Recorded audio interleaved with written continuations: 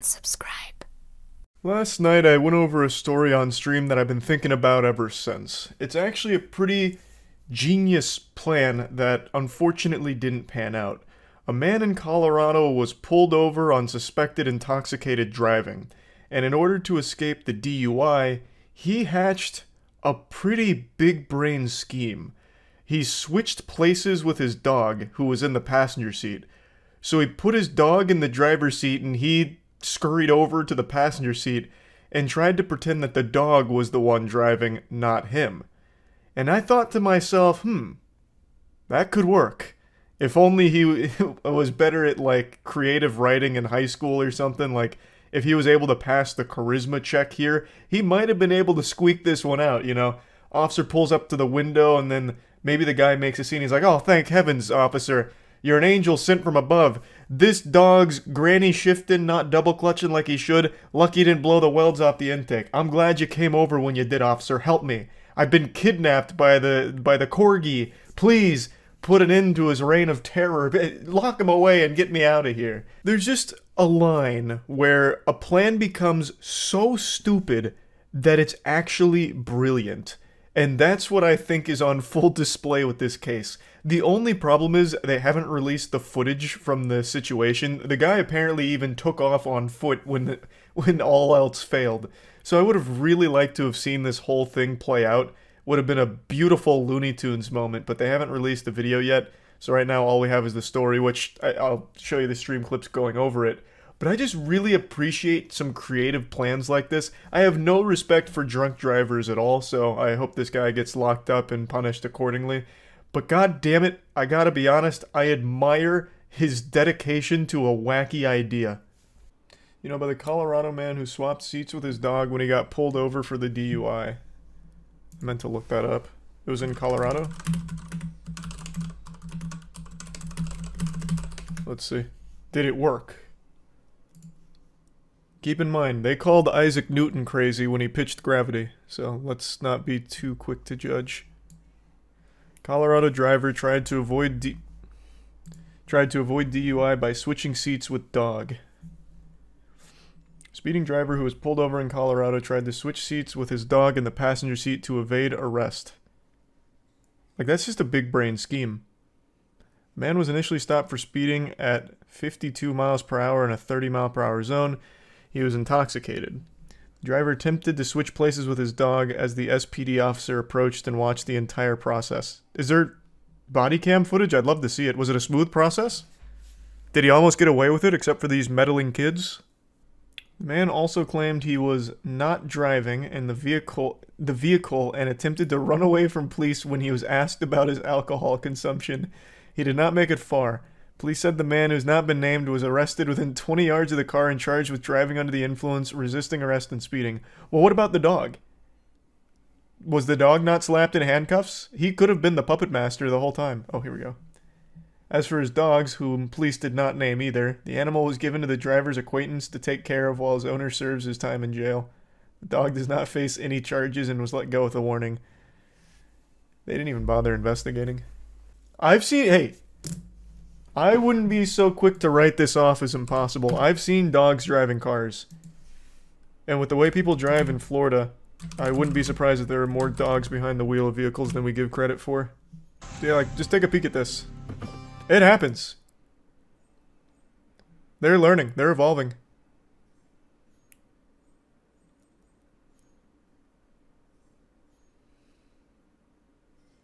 God, that's so cute. Holy shit. I really wish there was footage of this. I would love to see how this played out. Because an officer saw everything, which means his body cam must have picked it up, but that footage hasn't seen the light of day yet. Maybe the dog's lawyers are trying to suppress it. Get the fuck out of my face. Florida man arrested for throwing lunch meat at a cop. Okay. Yes, and it's not your fault. I was arrested about 8 months ago. What an aggressive shirt. Just a cat that says die. Man was really on a Redbubble binge. That is an interesting fashion statement. I wonder what the rest of his wardrobe looks like. about 8 months ago. Okay, back up for me a little bit, please. Okay. I was arrested 8 months ago, and I spent 18 months in prison, which was not fun. I'm so glad to be out. But anyways. Was this the same? Like, you got arrested 8 months ago and then spent 18 months in jail? Did they lock you in the hyperbolic time chamber? What happened? What kind of fucking time dilation happened there? Man got arrested on the outskirts of a black hole? Interesting. This is already a fascinating plot. I'm suing the Volusia County Sheriff. I'm suing. This is all with my lawyer. It's currently underway. What's your question? The lawyer's coming? Why? If I sue the Port Orange Police Department and they give me $250,000, that's a good payday. Free, right? I have no idea. Okay, I'll have to talk to my accountant about that. Okay. I'm here because is she on her way? An employee in the smoke shop right here behind me says that you've been coming in and out and bothering her and the customers. No. When she set my stuff outside then. What stuff? I have $2,000 worth of merchandise that she's holding. No, what? She said that she run a bunch of stuff up for you and you never bought it. Okay. Go ask her. Why? Wait. Okay. Come over here and I'll kick you further. What the Come on, mother.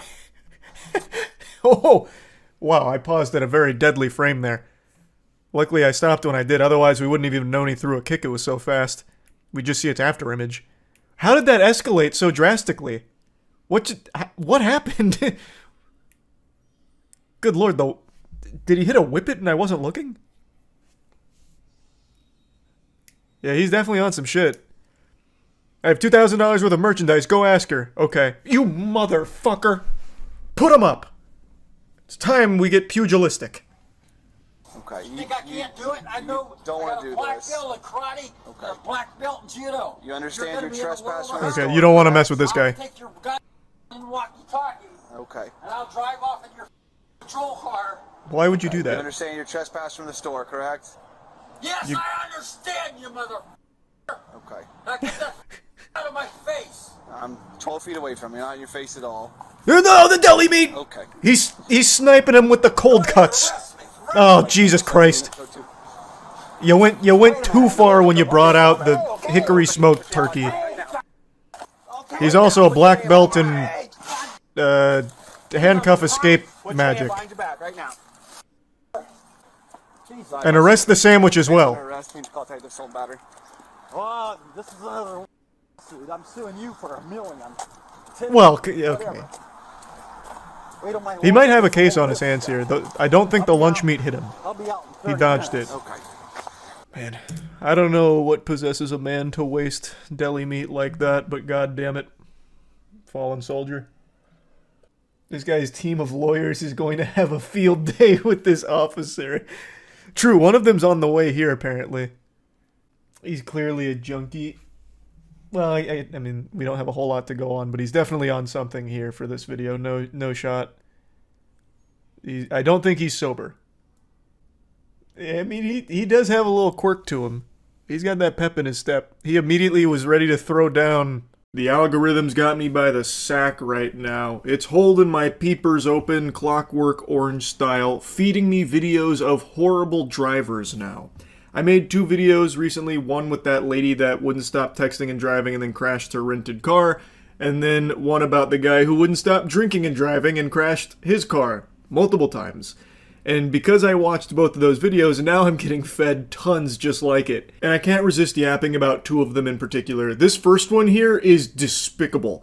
This guy should 100% lose his license forever. He should never be allowed behind the wheel of a vehicle ever again. Doesn't mean moving in the truck, but I don't think he'll say, hey, Al, I need to move in the truck, or man, I gotta go, or anything like that. Crash detected. Oh my god, dude, I just fucking wrecked Israel's truck, dude. 911 assist. Oh my god! A 911. Oh my god! Oh my god, dude!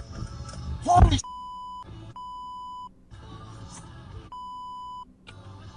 Oh my god! Oh my god! Oh!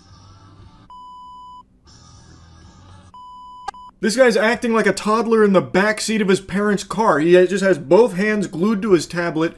Allegedly, according to the post title, he was playing Candy Crush on it. I don't know if that's confirmed. It could have been Clash Royale. Maybe he was trying to get some Robux or something. Who's really to say? But what's very clear is he is not looking up at the road at all. This isn't even distracted driving. It is the act of not driving. He is fundamentally just behind the wheel of a missile right now because he doesn't even look at the road a single time. He is just completely fixated on that tablet. And apparently it's not even his truck in the first place. He has turned this vehicle into a weapon. He is not operating at all. He just has his foot on the gas, fucking plowing straight forward come hell or high water.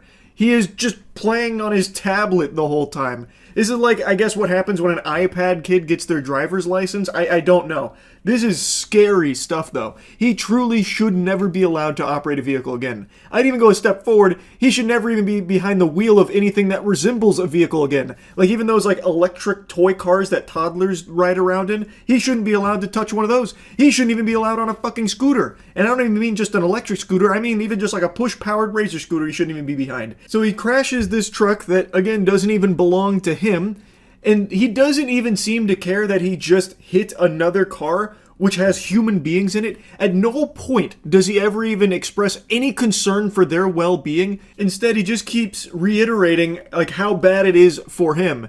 And then he starts, like, playing Bop It with every single thing he can find in the truck. Like, he just starts, like, fondling every single thing in that vehicle's cabin. I don't know if he was trying to fish around for the tablet because he can't be separated from it. That's probably what he was doing. He was probably desperately looking for that tablet. But you can hear him talking to somebody on the phone, and he just doesn't even seem to care that he may have just potentially killed people there. He is just only focused on, like, oh, jeepers, zoinks. I just wrecked Israel's car here. Oh, goodness gracious. Shucks. What a shame. This one made me furious. I don't know how it's possible someone would do what he did. Both hands off the wheel, staring deeply into a tablet like it's a fucking crystal ball that you're trying to see the future with. Anyway, I'll stop yapping about that douchebag. The next one here is a viral one.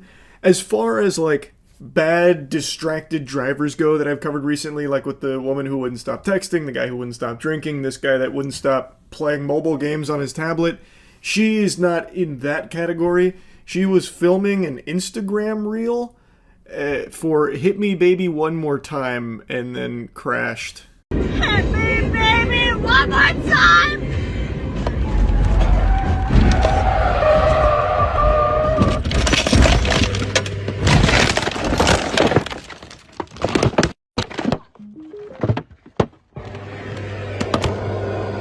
So apparently the car slid on the gravel and then flipped over like this. And it came right after her saying, "Hit me baby one more time," so it was pretty crazy circumstances there. Now I don't know if there's a longer clip that exists, like how distracted she was with the recording here, like if she was doing like a full-blown fucking music video here for Hit Me Baby One More Time, her karaoke version of it.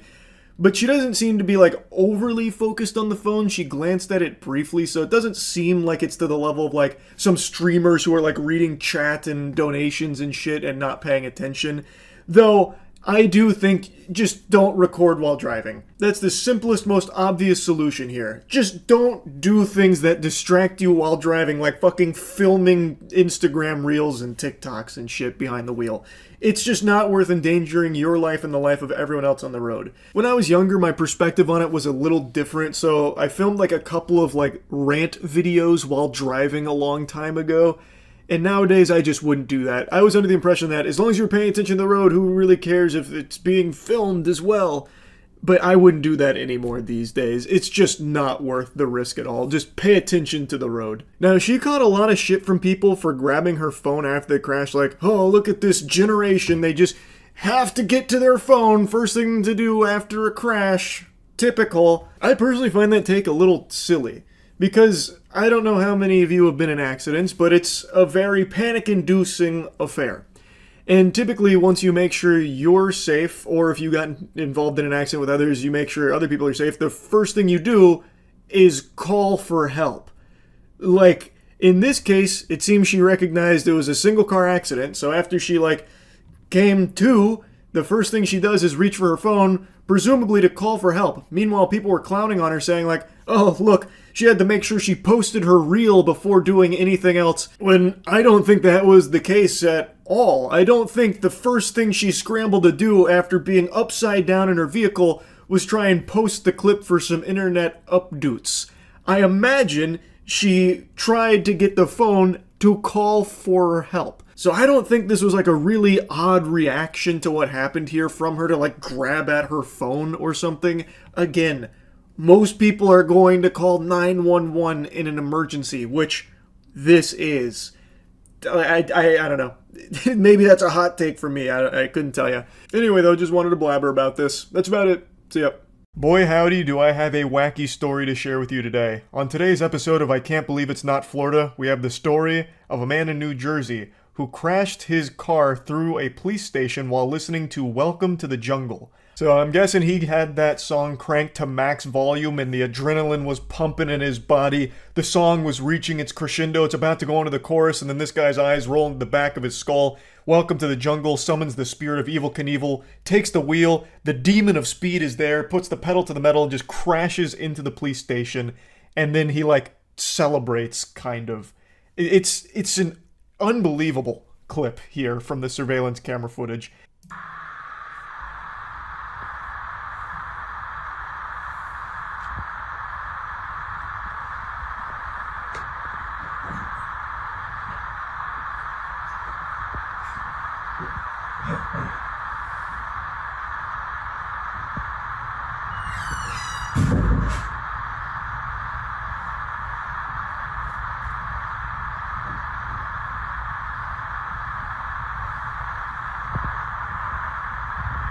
He gets out of the car like a gymnast who just landed an impressive trick. He like strikes a pose like he was expecting some kind of huge celebration, a massive round of applause as if it was a concert or something and he was performing. It's almost impressive just how much gusto he gets out of the car with. I don't know what he was expecting to happen next. Man thought he was in an audition for Expendables 5, I guess. He's a fucking action movie hero. I have to wonder what he thought would happen next. Maybe he expected them to let him off with a warning because it was so cool. The officers would come out there and just be like, brother, that was the most badass thing I've ever seen. Fist bump. God bless America. Now get out of here. This is your warning. But unsurprisingly, they didn't just slap him on the wrist and send him on his way. He is facing potentially life in prison, not only for this incident, but he actually did something very similar previous to this. This isn't his first rodeo with crashing a car into a building. So apparently he had crashed his gold Toyota SUV into a garage of a private residence to try and scare and harass the homeowner, which he is still facing charges for right now. So this fucking dangerous, unhinged goofball treats motor vehicles like they're missiles. He is just blasting these into any building. Nowhere is safe. You know that statistic that gets tossed around from time to time about how you're more likely to be killed in your chair in the living room than you are on a plane, in a plane crash? I'm starting to believe that now, because with this kind of person out there in the wild, you never know when a car is going to be just crashing through your walls like the Kool-Aid Man, like a fucking torpedo, and just hitting you in the living room out of nowhere. Like, that is just, it's incomprehensible. So he's built up quite an impressive resume here with a lot of charges to his name. So for the first incident, he's facing burglary, criminal mischief, possession of a weapon for an unlawful purpose, and harassment. And now for this one, he's facing a terrorism charge, which carries a minimum sentence of 30 years and a maximum sentence of life, causing widespread injury or damage, aggravated assault, burglary, possession of a weapon for an unlawful purpose, and criminal mischief. The punishment fits the crime here. It's not like these are exaggerated charges. He just blindly blasted his vehicle into this building. He had no idea if there was going to be people on the other side of it, which could have easily killed people. So yeah, all of these charges really fit the crime. He is not safe to be in society, especially not behind the wheel of a vehicle. Now, one other thing I find shocking about this footage is how calm the officers are in responding to this. They make it seem like it's just routine, as if cars are just crashing through their walls every hour of every day. It's like they just get out there and they're annoyed, like bothered. Oh, jeepers. Jiminy Christmas. Another one? Alright, come here, son. I can't believe you've done this. Oh, bother. Alright, book him. Now we're gonna have to clean up another wall. I just don't know how it's possible to be that calm in that situation. They just look exhausted. They look tired and annoyed. Whereas, like, that would be the most shocking jump scare imaginable. Jump scares don't scare me in horror movies or horror games or anything like that, but this would probably actually have me shit myself. 100% I would stain my britches. That is the most unexpected thing to happen. And it's not like that's immediately what you would expect the sound to be. Like, they were in the room over, so they would have just mainly heard it as opposed to see it right away. That must have sounded like a bomb going off. My first thought would be that we had just been hit by a drone strike or something. I wouldn't immediately think like a car came through here or something. Like that I would be in a panic. I would be inconsolable. I'd be shaking. Meanwhile, these two officers here walk out like they'd just been rudely interrupted from their nap. It's just wild to me. Also, something I didn't mention. I mentioned that he had previously crashed into another building, a private residence. Well, what I didn't mention is that first crash had happened only minutes prior to this one. So this guy was just on a rampage. He must have been looping Welcome to the Jungle here, and it was bringing the worst out of him. Now, they haven't disclosed what the motive could have possibly been for crashing into the police station, but here's where I come into the equation, because I'm about to crack this case wide open. This is what I think happened. This is my theory. I got the corkboard up with a bunch of red lines drawn to a bunch of different scenarios. So let's piece together what we know for sure. His first crash into the private residence was due to a disagreement with the owner, and it was meant to scare and harass them. I think right after he committed to that, he knew shit was not going to go well for him, so he wanted to go out with a bang. So then he drove a few minutes away to the police station and turned himself in the only way he knew how. With Welcome to the Jungle sending him off like a WWE walkout song and a giant fucking explosion here of crashing through the building. I think his motive was truly he had just ruined his life prior by crashing through the private residence, and he just decided to go all in into the lunacy and then crash through the police station. That's what I think happened here, because there's no other potential explanation that I can think of, not even in the realm of science fiction. Like, I can't think of, you know, maybe a possession or something, or like some kind of alien event or anything to try and explain away what could possibly have led to this. I really think it was him knowing that he had already committed a serious crime, and he just, I don't know, decided to go even harder for it and just call it quits by driving through the police station. Or another very likely explanation is he has severe mental illness and completely fucking snapped. That's also very possibly the case here. Who knows? I am excited to see when they finally reveal the motive, because he doesn't seem like a man who's going to be, you know, tight-lipped. It doesn't seem like he's going to be hard to get the truth out of. He probably told them at the police station why he did it. They just haven't said to the public yet. He literally got out and celebrated like he just scored a fucking touchdown in an NFL game, right? This isn't a guy who's going to be super hard to get to the bottom of with his reasoning. He's probably an open book who will just tell them why he did it. But yeah, anyway, I just had to share this story and clip with all of you because, my goodness gracious, that is like something you would see as a fake headline in the background of a movie or a game or something. Just something that people would make up because it sounds ridiculous, but it actually happened. So yeah, that's really about it. So yeah. The other day on stream, I read about a story that's been weighing on my mind ever since. I can't stop thinking about it just because of how ridiculous it is, so I want to share it with all of you. It was a road rage incident in New Zealand, and at this point in my life, I feel like New Zealand is a second home to me because Troy, the other half of the Gentlemen, our music project, lives there. He is a born and raised Kiwi, and I keep up with a lot of New Zealand news, so when I see stories like this, there's like a sense of like disappointment and dread, like, come on, New Zealand, you're better than this. But anyway, in this road rage incident, the driver of a vehicle got very upset at a dog walker, so much so that he grabbed a sword from his car and started trying to carve him up with it, basically. He hit him with like a Mortal Kombat 1 Kinshi fatality. He left him with nearly fatal injuries. It was a miracle that the victim survived thanks to timely intervention from his son. And it's worth noting that the, last samurai here did this with his wife and child in the vehicle, nearly murdered a man in front of them over absolutely nothing. But what makes this story stand out as an affront to God is the fact that the judge ruled that the punishment for the attacker would be 10 months of home detention and 100 hours of community service. He literally said, "Go home, Buster. That's it." No, it's a complete miscarriage of justice here. He gets grounded after nearly murdering a man with a fucking sword.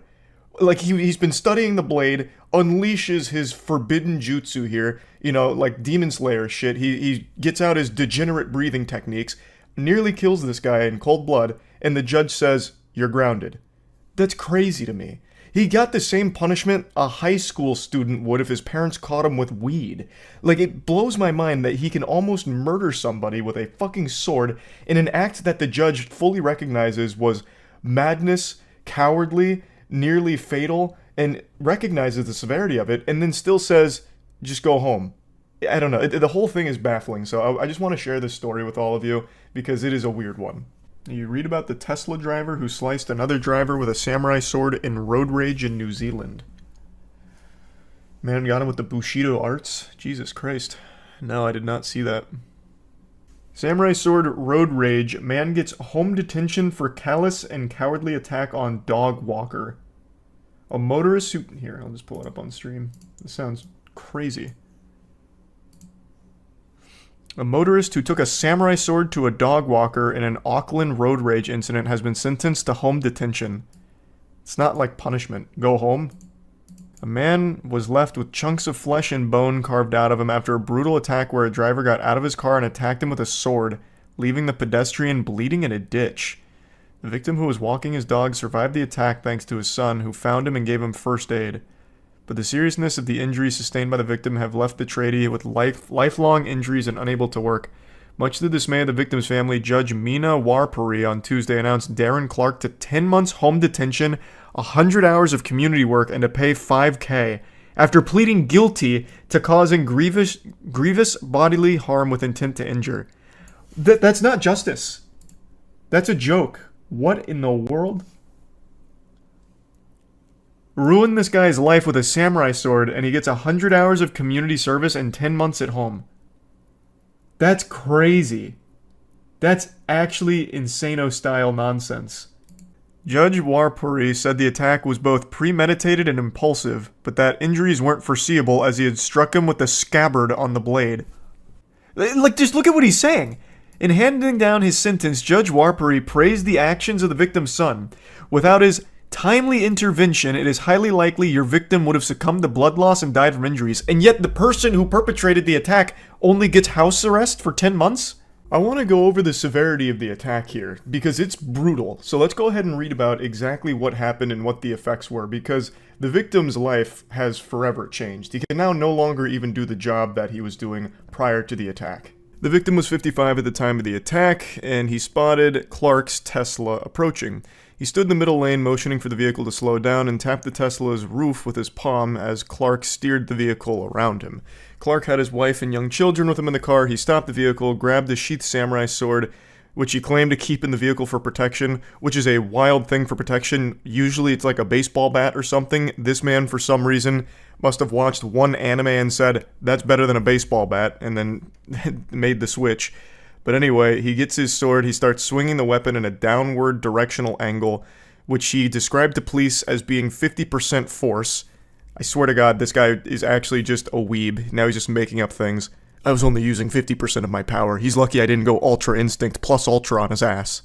But it was enough to shatter the sheath on impact and inflict major damage as it sliced through the victim's upper body. He suffered a deep laceration to his neck, down to the bone, without hitting the spinal cord. The complainant's jaw was broken and his facial muscles and nerves were severed. The sword also cleaved a large chunk of flesh and bone from his left shoulder, which required emergency surgery and skin grafts, and also severed tendons in his left hand. The victim then fell into the ditch on the side of the road and Clark drove away. He tried to call for help but was unable to unlock his phone because of all the blood. He was found minutes later by his son who was driving home. And then it talks about the lasting effects. He still suffers facial drooping, speech impediment, ringing in his ears, and can't fully lift his arm because of the severed tendons, which means he can no longer work the profession he dedicated his adult life to, and that profession was an electrician from what I've read. So his life has forever changed as a result of this, and the attacker, his life was basically a vacation. He just stays at home for 10 months. Like, that's something people do on purpose, like, for fun. Like, that's just, I don't know, that blows my mind. So apparently the reason they were so light on the sentencing here is because the attacker argued he didn't know that the scabbard broke, and when his wife told him that she had seen a bunch of blood, he panicked, dropped his family off, who was crying and screaming because the young children in his car just witnessed their father go fucking psycho mode. So he claims he dropped them off after realizing the scabbard had broken. He went back to look for the victim, but paramedics and everyone had already shown up, and then he turned himself in. So they're saying that he's expressing deep remorse for what he's done here, and that's why it's so light on sentencing, but I don't think that changes anything. If this guy is fully capable of doing something like this, he's not safe to be around. He's not safe to be in the public like this. For something so small, like having the roof of your Tesla tapped, to nearly kill a man over it is ridiculous. Like, I understand the sword was sheathed at the time, but it doesn't take a lot to break that, clearly. And even still, even if it's sheathed, hitting someone with a blunt object, like a sword sheath, is also enough to kill someone as well. But man, they really put a lot of stock into apologies in New Zealand court, it seems, because that was cited here that he wrote like a letter of apology, and man, that must have been the most beautifully written letter of all time, up there with some of Shakespeare's best work, in order to get out of a serious sentence for nearly murdering someone. But yeah, I've been thinking about this story a lot just because I still can't fully process why the sentencing would be so light on something so severe and so mad and brutal. But yeah, I just wanted to share this story with all of you because I've thought about it a lot recently, and that's really about it. So yeah. Saw a video title float around in my algorithm today that really caught my eye. It's called The Drunkest Man in Police History, and I thought, that's a pretty bold statement. The most inebriated man in the history of law enforcement? Well, I've got to take a peek for myself to see if the rumors are true. 4-year-old Nathan was observed by witnesses attempting to enter the highway on-ramp at a high rate of speed when he lost control and crashed his vehicle into an embankment. It's also worth mentioning that Nathan had 3 prior OWI convictions in 2 active cases. If drunk driving was a sport, this would be the LeBron of it. He's got some active cases against him, and it seems like he treats driving the same way I treat shuffling. I won't do it unless I've had at least 10 drinks. So our little superstar Nathan, looking fresh out of an audition for the new season of Shameless, has found himself operating a vehicle while inebriated per usual, but this time he's in a bit of a pickle. Okay. It's my fault. What happened? My fault. I'll give it to you when it's respected. Okay. Can I get you guys to wait over here, please? Yeah. What an interesting proposition. He's accepting responsibility for the situation here, but only on the condition that he gives it to them when it's respected. That's the art of the deal, baby. What a fucking conundrum. No one's more deserving of respect than our boy Nathan here, multi-champion drunk driver. What's your name? Not the point right now. Okay, what is the point? I'll give it to you when it's respected. Why are you so angry right now? About 40 or 50 miles an hour, weaving in and out of the traffic. I got cut off. This is what happened. The way that he's like holding the door open while he's poking his head out of the cabin, it's like a gopher looking to see its shadow to know if we're getting more weeks of winter. Like, it looks like fucking Robin Williams coming out of Jumanji asking what year it is. This guy is fucking clueless on what's going on here. It is a really big statement to say this is the drunkest man in police history, and I'm sure it's exaggeratory to some extent, but watching him, it is impressive just how fucking hammered he is without being face down in a pool of his own vomit.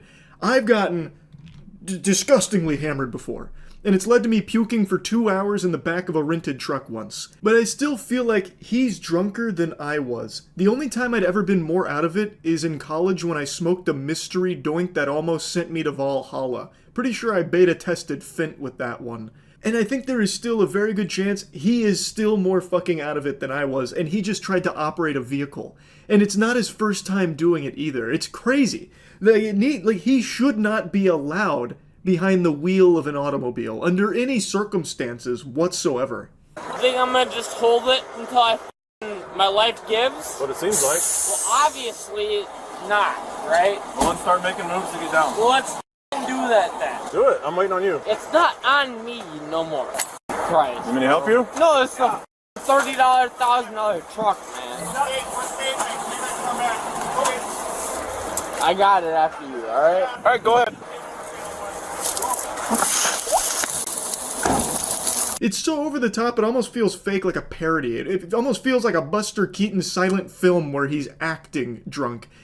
But this is very real, and the way that he dismounts that truck, I mean, 10 out of 10 technique, he just dropped the Fosbury flop on him right there. He just ragdolls himself off the truck. Now, I'm still not sure if I 100% agree that this is the drunkest man in police history, but I can guarantee you that you can be the cleanest man in world history if you go get some cheeky soap right now. Our Valentine's Day sale ends today. 10% off the entire store. Use cheeky.com for the best soap in the fucking world. Click the link in the description. I haven't seen my kids in 3 months. Sorry to hear that, man.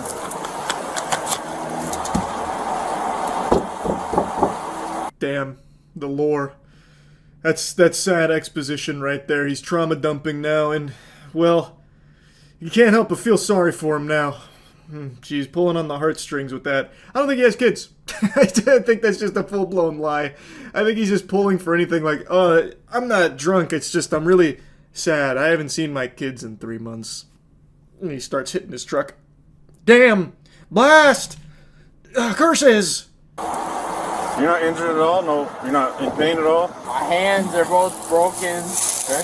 I'm sure my forearms both broken from this fall. Let's get you to the ambulance and the fire department will take you out too. Okay? There. So just to recap, he just came in way too aggressively.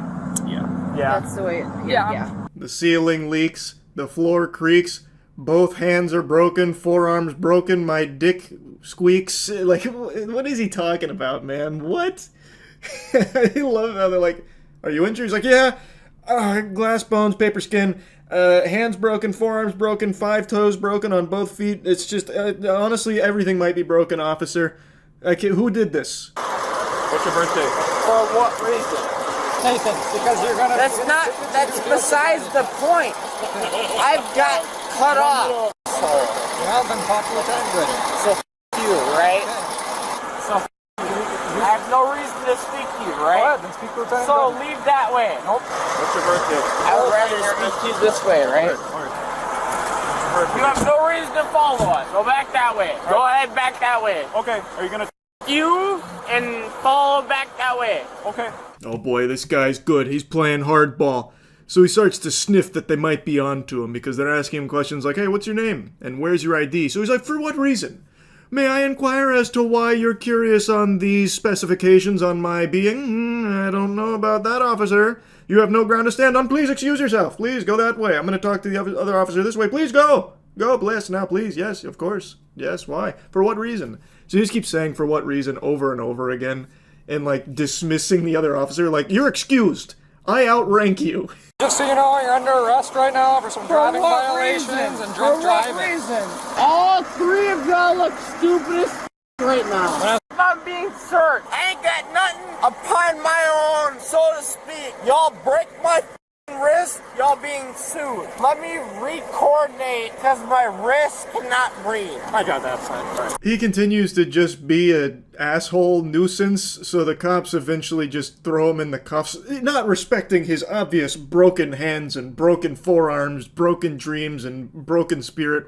Everything is all cattywampus internally. And then I don't know what monologue he gave them right there. He said, like, I don't care about being searched. I ain't got nothing on me upon my, I'm just a bill. I'm only a bill sitting here on Capitol Hill type shit.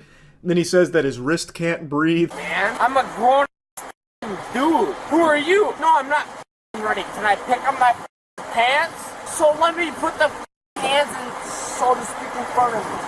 My don't hang in front of me, right? No, it ain't in front of me. You want them up? Yeah, I want them up. Is that a problem? What are you, Taliban? Dumb. Bring me to county for what? You have nothing on me right now. That's true, there's nothing here. There's no case they can build against him. This is bulletproof, watertight, actually. He's very smooth. He's doing a great job of staying squeaky clean here. Why am I being brought to county? Why am I being brought to county? You're not right now. You're put in a car first. So why am I being brought to county? His voice sounds like a cartoon character. It sounds like Miss Fowl from Jimmy Neutron, but without like the raspy squealing to it. Like, I don't know what he's been drinking. Maybe he's been doing beer helium balloons that he's been inhaling in his truck or something, so now he's got all like the helium in his lungs and shit and all the alcohol. Like, I don't know, but his voice, like, there's no way he sounds like that on a day-to-day basis, right? It just feels like it's pitch shifted for a chipmunk version of a song or something, like Nightcore. For what reason? All right, drunk driving. So we're gonna go over some paperwork real quick, all right? For what paperwork? Are you gonna have a seat? For what paperwork? For OWI. For what OWI? All right. And, so and failing to maintain your truck on a... here's the thing. We're just going around in a circle right now. It's not helping anything. It wasn't a circle. It was a straightaway. No, I meant we're talking in a circle. Sure. We'll bring So it are you that way. gonna have a seat? Should I? Checkmate, officer. Nathan caught you in a lie. You said it was a circle, but it was clearly him totaling his truck on a straightaway. Peculiar. We call that the scholar's mate, good sir. Nathan wins again. All right, so there's no other options right now. I don't give a about my other options. My other options is a felony, which I'm already facing. Does it matter Nathan, to you? Your choices are get in or we make you get in. That's it. And your choice doesn't matter if I get in the car or not, right? It's one of the two right now. Which is your So life? it's one of the two right now, right? So it's either a felony or a misdemeanor. Which is it gonna be? What do you want it to be? Right now it's a ticket. Right now it's a ticket. He's not even arguing with them or anything. He's just repeating what they say back to them with slurred speech. And that's it. He's not even making any kind of statements, or like he's barely even getting words out. He's kind of just like gargling his own tongue half the time while trying to stay conscious. Chose to drink and drive, though. You're a bitch. All of a sudden, I chose to drink and drive and you're a bitch, right? It's your opinion. It's not my opinion. You're a bitch. You're a bitch, motherfucker, and I know what your face looks like. How about that? The way they censor it so much reminds me of that Whitest Kids You Know sketch with Abraham Lincoln, you fucked up now. It's like the officers start to just like goof around with him to a certain extent, so he hits him with almost like a Big Lebowski moment where when he calls him a bitch, he's like, well, he's kind of just like, your opinion, man. Tell it bothers you with the way you're tensing and this dude right here. Hat, beard, skinhead, everything else. It isn't a very good beard, I agree. Shut the f up, bro. I try the best Shut the f up, bro. All right. Don't say a word to me. Better than that. You a skinhead. Shut your f mouth. How about that? Shut your f mouth. I right, pay your motherfucking taxes, bro. I've got a hunch Nathan doesn't pay for shit. I feel as though he's most likely still mooching off mommy and daddy's money and crashing their cars with his drunk driving antics. Of course, I'm not his psychologist and I'm not his bartender that's plagued by his presence Monday through Sunday, but judging from his resume with the multiple DUIs as well as this current one, I can say with a high level of confidence he's an insufferable piece of shit. Off my chest! Y'all seem stupid as Alright, back. Since Nathan's compliance only continued to diminish, officers chose to place him in a wrap restraint device. Answer me that. Drinking and driving and resisting arrest. No, you're wrong. You're wrong. You're wrong. Opinion, man. It was like 5 minutes of hoopla with Nathan just trying to roast them, but he just kept calling them ugly and calling them bitches and insulting that one dude's beard. And then eventually they just put him to the grass and lie him down until they can get the wrap restraint device, whatever the fuck that is. You're ugly. I'm about to slap your family, and your family, your bald ass. Pick me up. Think I give a f? Yep. Think I won't forget a f? So they slap a goddamn doohickey on Nathan here and they carry him around like luggage through the TSA. They basically just have this wrap device, which is basically just something that'll put handles on a drunk fucking idiot like Nathan so they can carry him easier. It's so interesting. the fucking spit mask, bro. That's besides the point. Bro's a and he knows his wife was about to get spit on. That ain't my problem. His wife wanted to get DM. This fucking thing looks almost exactly like the headgear I used to put on when I do after-school taekwondo courses. So Nathan tried spitting on one of the officers, so they had this on standby, which is basically just a bag with a cushion on it. Like, it almost looks like he's just getting kidnapped now. 790. 790. Want to know mail on board en route to AMC. Mail on board and we're 9174, 9153. Here we go, we're around 50. While being transported, the whole arrest is really a headache listening to Nathan, but in the backseat of the police cruiser, like, he's just started, like, mocking the police, and, like, you heard him there, 790, It really felt like Adam Sandler was back there for a moment. He was channeling it.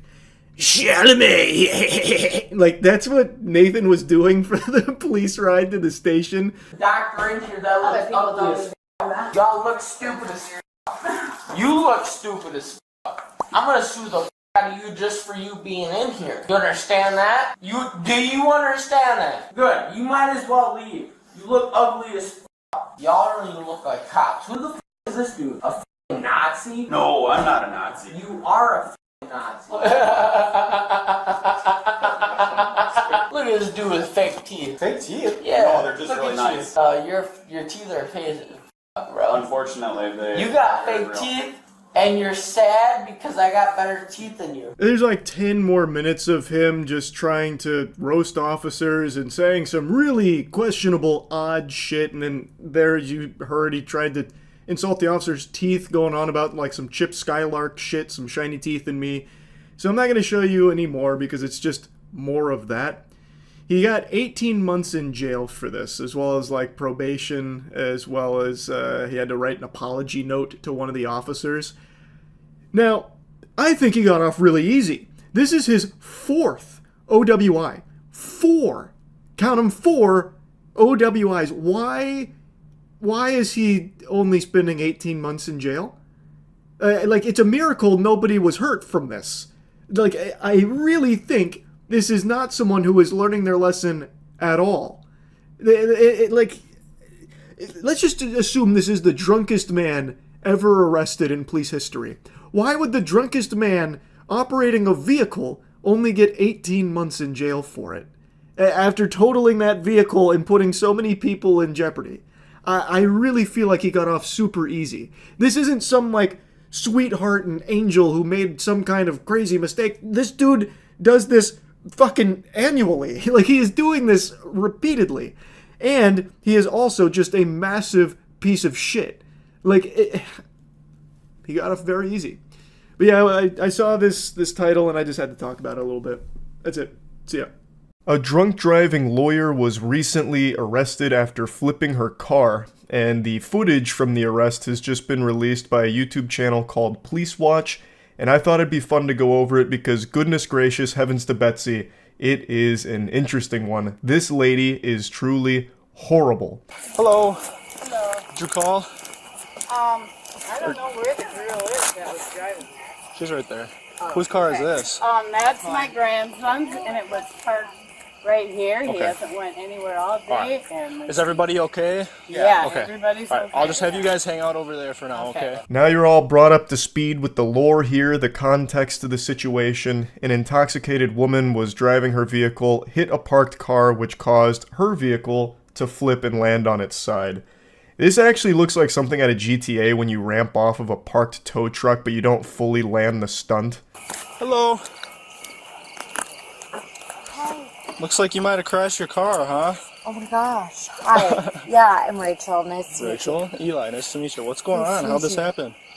I don't know. Almost immediately, this officer had me giggling because he's speaking to her like he's speaking to a puppy. Like, oh, hello there. Oh, well, what's going on? You got a toy? What's happening over here? And then we're introduced to our protagonist, Rachel. And when asked what happened, she goes for the tried and true method, a timeless classic, playing dumb. Geez, oh man, boy howdy. I don't know how this happened. What is the car doing on its side? That can't be right. What What a confounding mystery we're faced with, eh, officer? You're not sure? Yeah. It's your car? This is my vehicle, Yeah. yes, obviously. Well, how did it end up on its side? Do you know?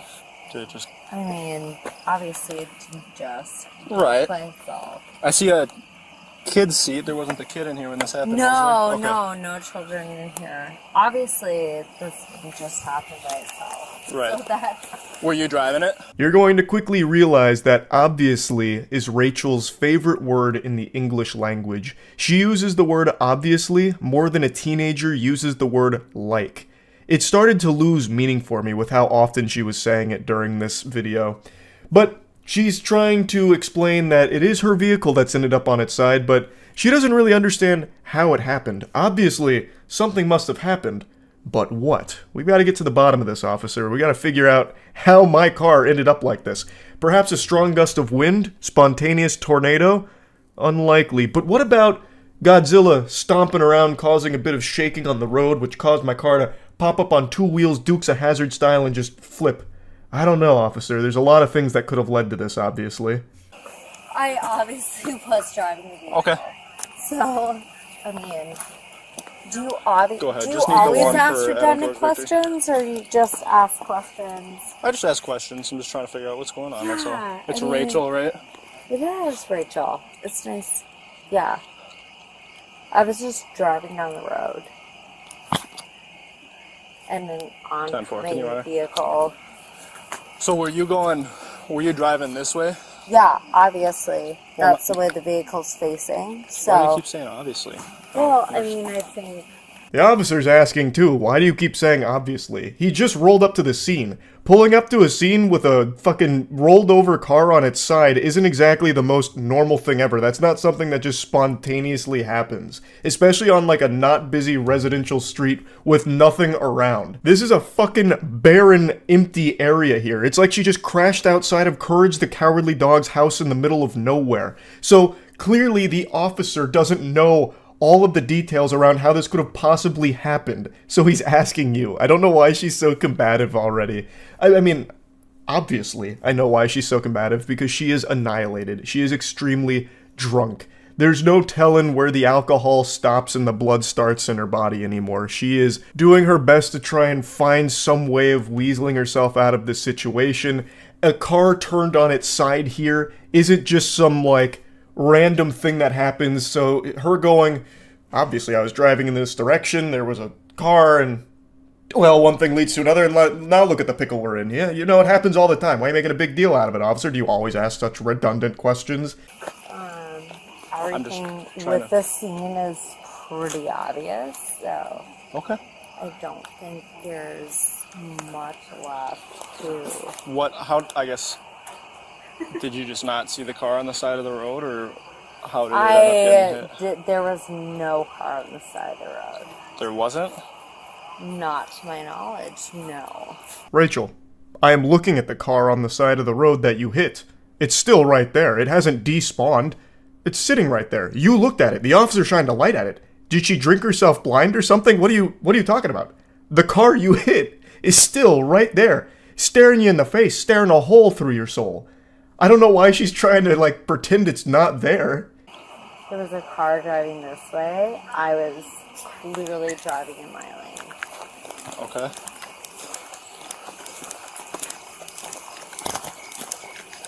Go ahead.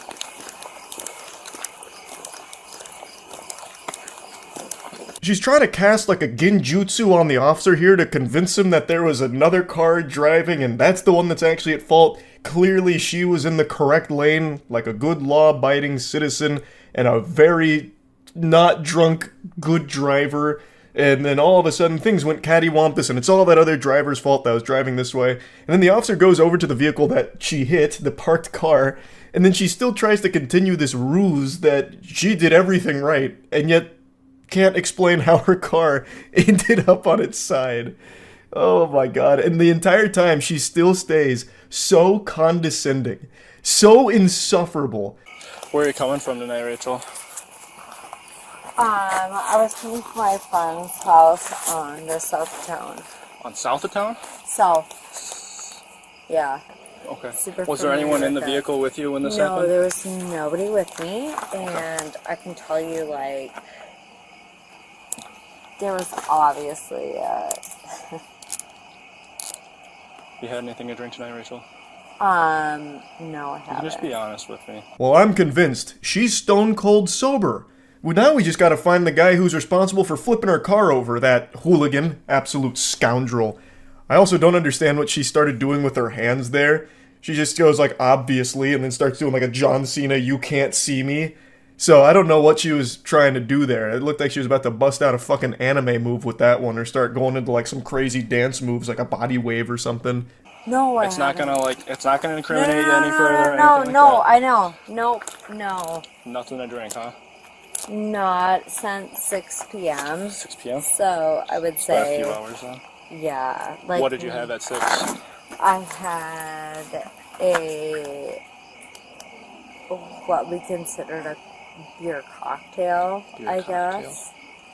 How much alcohol would you say is in that? It's a 4%, 4%. And you just had one of them. Yeah, it's just a fun. A beer cocktail, Rachel. Do you think me a fool? Are you pulling my leg? A beer cocktail? Kind of fucked up alchemy is that? What kind of awful potion?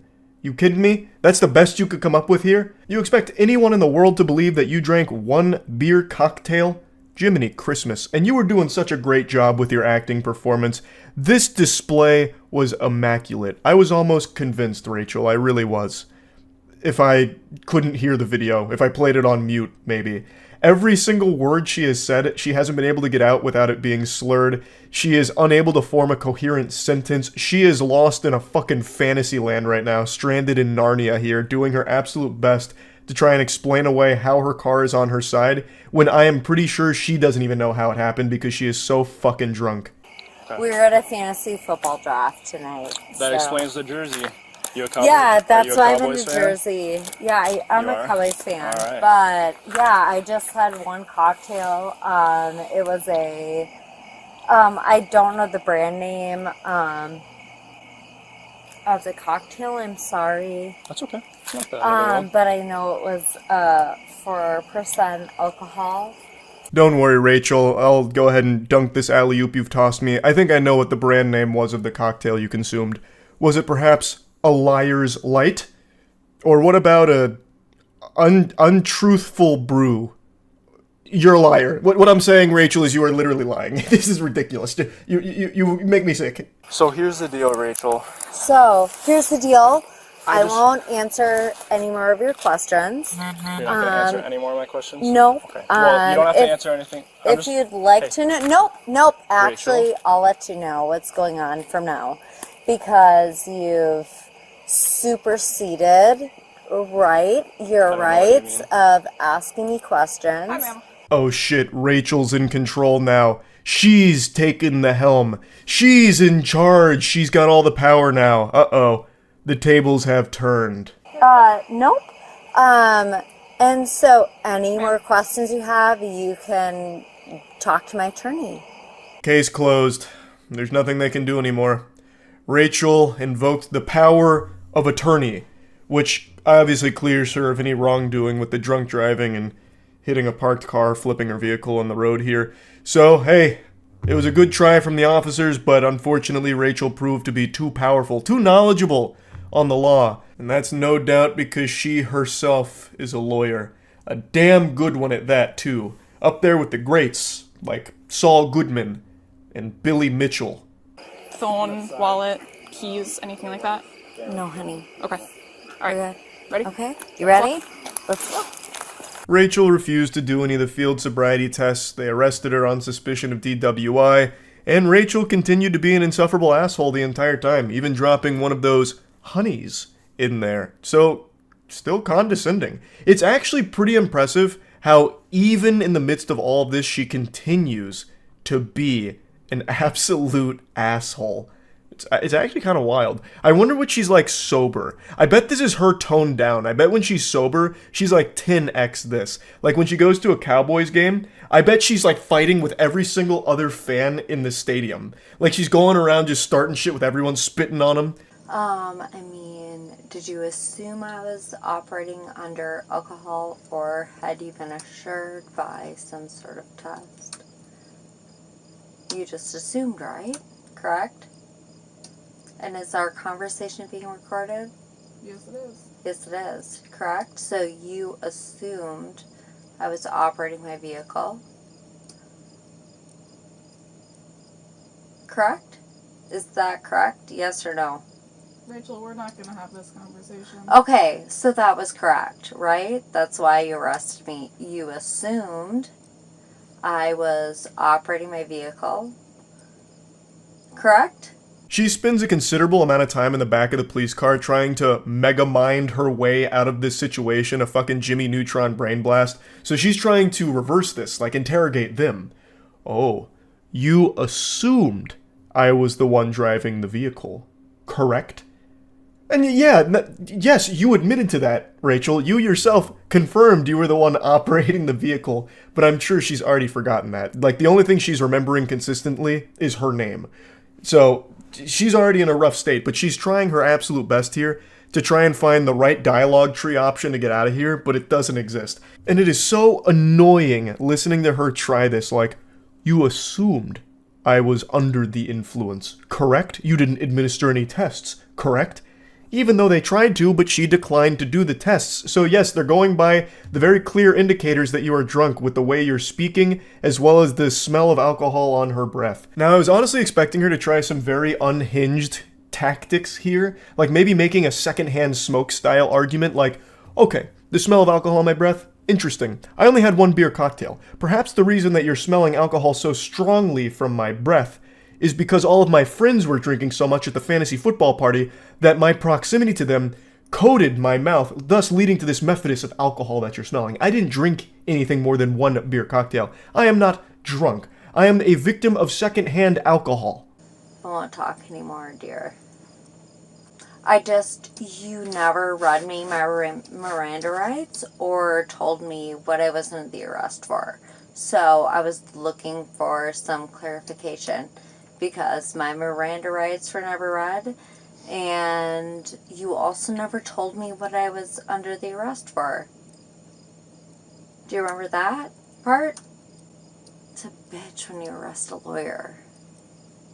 The amount of time she gets us with a bait and switch by saying, I'm done talking, or you'll just have to speak to my attorney from now on, that's it for me, only to continue just fucking vomiting a bunch of nonsense, is so wild. She just has this inability to shut the fuck up. She just keeps going and keeps being an insufferable asshole. Now she drops a bombshell here, a plot twist that Game of Thrones could have never even written, that has me scratching my head a little bit. It's a very interesting claim that I have to call objection on. She insinuates that she is a lawyer.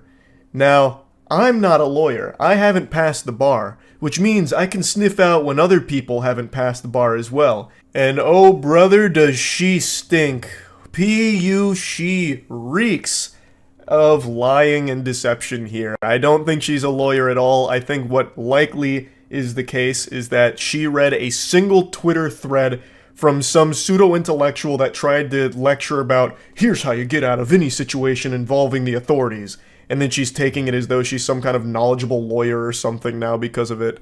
Because she is wrong on everything. She's saying that they didn't tell her what she's being taken in for, even though they explicitly told her that it's going to be for the OWI.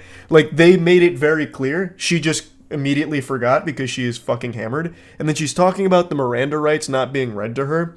And now, take this with a grain of salt, because like I mentioned, I am also not a lawyer, but from everything I've read, they don't need to read you your Miranda rights until it is like a complete formal investigation. It's just everything you say before those rights are read can't be used by them. We just kind of let you, like, walk into those things. But you didn't read me my Miranda rights, and you also didn't tell me what I was under arrest for. Do you remember that? And the best part was that was all on dash cam footage. I mean, it's okay. We all learn. The worst part is I'm not intoxicated, and I don't think there's anything else to say. She tries to give almost like a supervillain monologue here. You fell for my trap. I let you all walk into it. It was all designed for my master plan, my scheme. And you fell hook, line, and sinker for it. But you know the worst part? I'm not even intoxicated. As she's like falling in and out of consciousness, not even able to remember what has and hasn't been said or what's going on. She's probably forgotten that she flipped her car. But yeah, anyway, I'll go ahead and stop it here. Like I always say, I have no respect for anyone who drives drunk. Just like cereal deserves milk, I think drunk drivers deserve to be shamed. So, I'm just doing my due diligence here. Big L for Rachel, and that's really about it. Glad no one was hurt. That's it. See ya. There's a clip that's been floating around generating a lot of buzz with a woman who is screaming at an officer about someone needing to get a ticket. And screaming is a word that just doesn't do it justice. This is a level beyond that I didn't even think was possible with human vocal folds. Like, this is what banshees are said to sound like. Her screaming, like her squealing, like that's what I imagine Black Bolt's sonic superpowers must have sounded like in the comics. It is otherworldly. Give him a ticket! Do you need an ambulance? He doesn't have a third signal! Give him a ticket! Do you need to go to the... Why the fuck do I get a ticket? He can do whatever he wants! Okay. Give him a ticket! And not a lot of people know the full context of it. It's more than just the clip. This actually goes on for like 25 minutes or more. It's probably closer to like an hour across multiple different locations of her keeping up that same anger the entire time. Like, I am shocked she didn't give herself like a fucking aneurysm during it. It is unreal. And a lot of people also don't know there's a sequel to this. So this happened, and then later on, she actually got arrested again for something else totally unrelated, and she still was this angry. She must just go around this mad all the time. Like that scene from Avengers, you know, where Bruce Banner's like, the secret is I'm always mad. Like, that must be how she lives her life. It's scary. But I'm not going to touch on the sequel yet. I want to give you the genesis of the angriest woman ever recorded here. It's like a cryptid sighting. So let's take it from the beginning and go through the entire first adventure. Hello? I'm on the phone with your police department right now. You can't pull me over when my car's on. Yeah, I can, because I got you speeding before you were stopped, so. When they get there, oh, no, I can call 911 if it's a fucking emergency. Do you know what the fuck that means? Yeah, this is a fucking emergency! So she got pulled over for a speeding violation, and then she parked and called 911 immediately to complain about, like, no, now I'm just being harassed, this is all a bunch of baloney, this is horseradish. And she was calm for a little bit, and I'm using that word real loosey-goosey. It's just she wasn't absolutely at the top of her lungs hollering like she had just watched the home team win the Super Bowl. Like, she is more contained than you will ever see her on footage from this point forward. And then it starts to bubble over. The cup runneth over on anger, and it's about to spill out in a catastrophic explosion. You're fucking shit-faced pig! Won't leave me the fuck alone!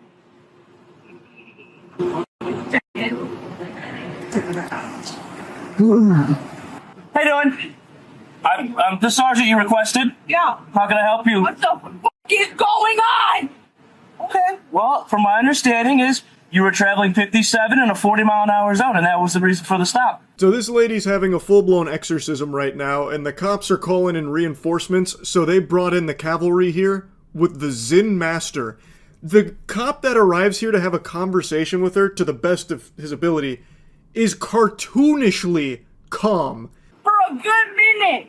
Can't fucking do that. Sure you can. No, the fuck he can't. Okay. This fucking video. I don't need to pull his video right now. We'll write you the citation, and then you can take it to court. Yep, that's what's gonna happen. Okay, I understand that you might not feel that's right. No, you don't. You wanna fucking die? Get the fuck away from me! Get away from me! This dude's like Ned Flanders up there at the window. He's like, well, no, sirree, Bob, we can't do that. We came here because of the speeding violation. You're acting a little out of line. It's a little silly. Like, I feel like I'm watching an episode of a kids program. Like, he is trying so hard to, like, de-escalate this through just, like, babying her, which I think he's making the right call doing that, because she is off her gourd, clearly. I don't know if this is some kind of, like, episode. I'm inclined to believe that it's not, considering that it happened again at a later date. I really think she is just a legitimately super angry person, so now this inconvenience of the speeding ticket has set her off. Get the fuck away from me! You screaming at me is not gonna solve anything right now. Why are you down to the fucking naked thing? Get the fuck away from me! Are you threatening me now? Get away from me! Do you want to be arrested? Get away from me! Are you okay? What's Get away from me! Get away from my fucking thing! You're just breaking your own stuff. It is genuinely impressive how she is able to scream this loud, be this angry, without, like, passing out. Like, sometimes I'll celebrate something and, like, yell, like, during, like, an esports watch party. If something really hype happens, I'll, like, yell, and I get really lightheaded. Like, I get dizzy. I try to, like, hide it, be real brave about it, like a strong, you know, trooper about it, but, man, I get dizzy sometimes if I just yell. Meanwhile, this lady's like a fucking X-Men. She's like a mutant here with this ability. She's able to continue to screech and squeal at decibels that are definitely probably dangerous to eardrums. Like, this is probably the same note that opera singers hit that causes glass to just fucking explode, except amplified by 100 here. She's in there fucking breaking, like, not breaking, but like kicking at her own windows now while doing all of this. She's acting like she's turning into a werewolf. Also, just a side note, whatever officer is watching this unfold must be like 8 feet tall, because this body cam is towering over the other officer and this vehicle, making it look like a little toy car.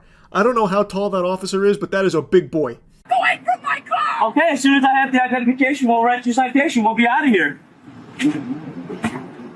Why don't you go fucking fetch it, you fucking dog?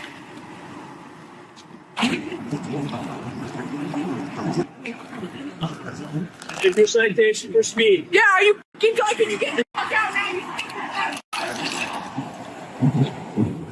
Get the fuck out now!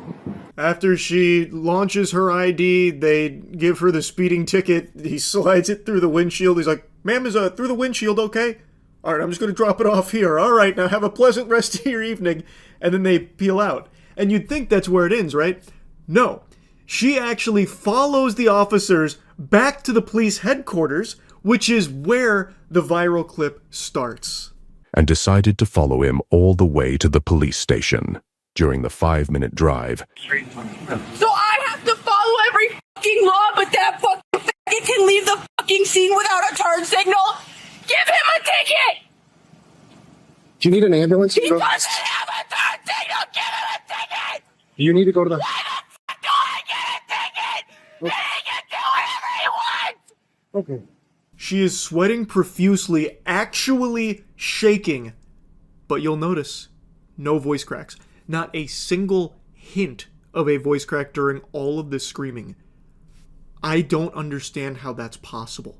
Those are like golden pipes of an angel to be able to go through that much trauma for this extended period of time with no damage, no raspiness. Well, okay, I don't mean to get carried away now. I'm getting a little lost in the sauce.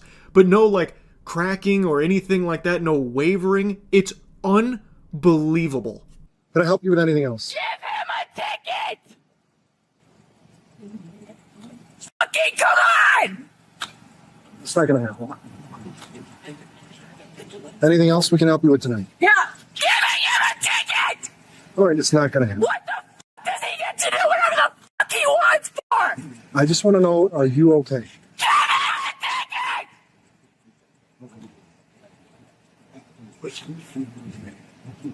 Fucking dumbass!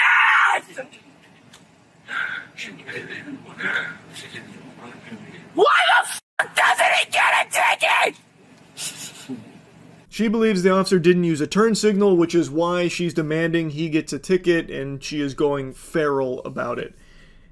And the officer multiple times is just, like, it seems like is actually concerned that something is wrong here. I think she's in no condition to be on the road like this whatsoever. I don't think she can even see the people in front of her because it's behind an entire wall of red. She is steaming. And I've made this reference a lot recently, but I really like to call upon this. It's like that episode of Courage the Cowardly Dog when Eustace puts that gel on his head and his fucking head explodes.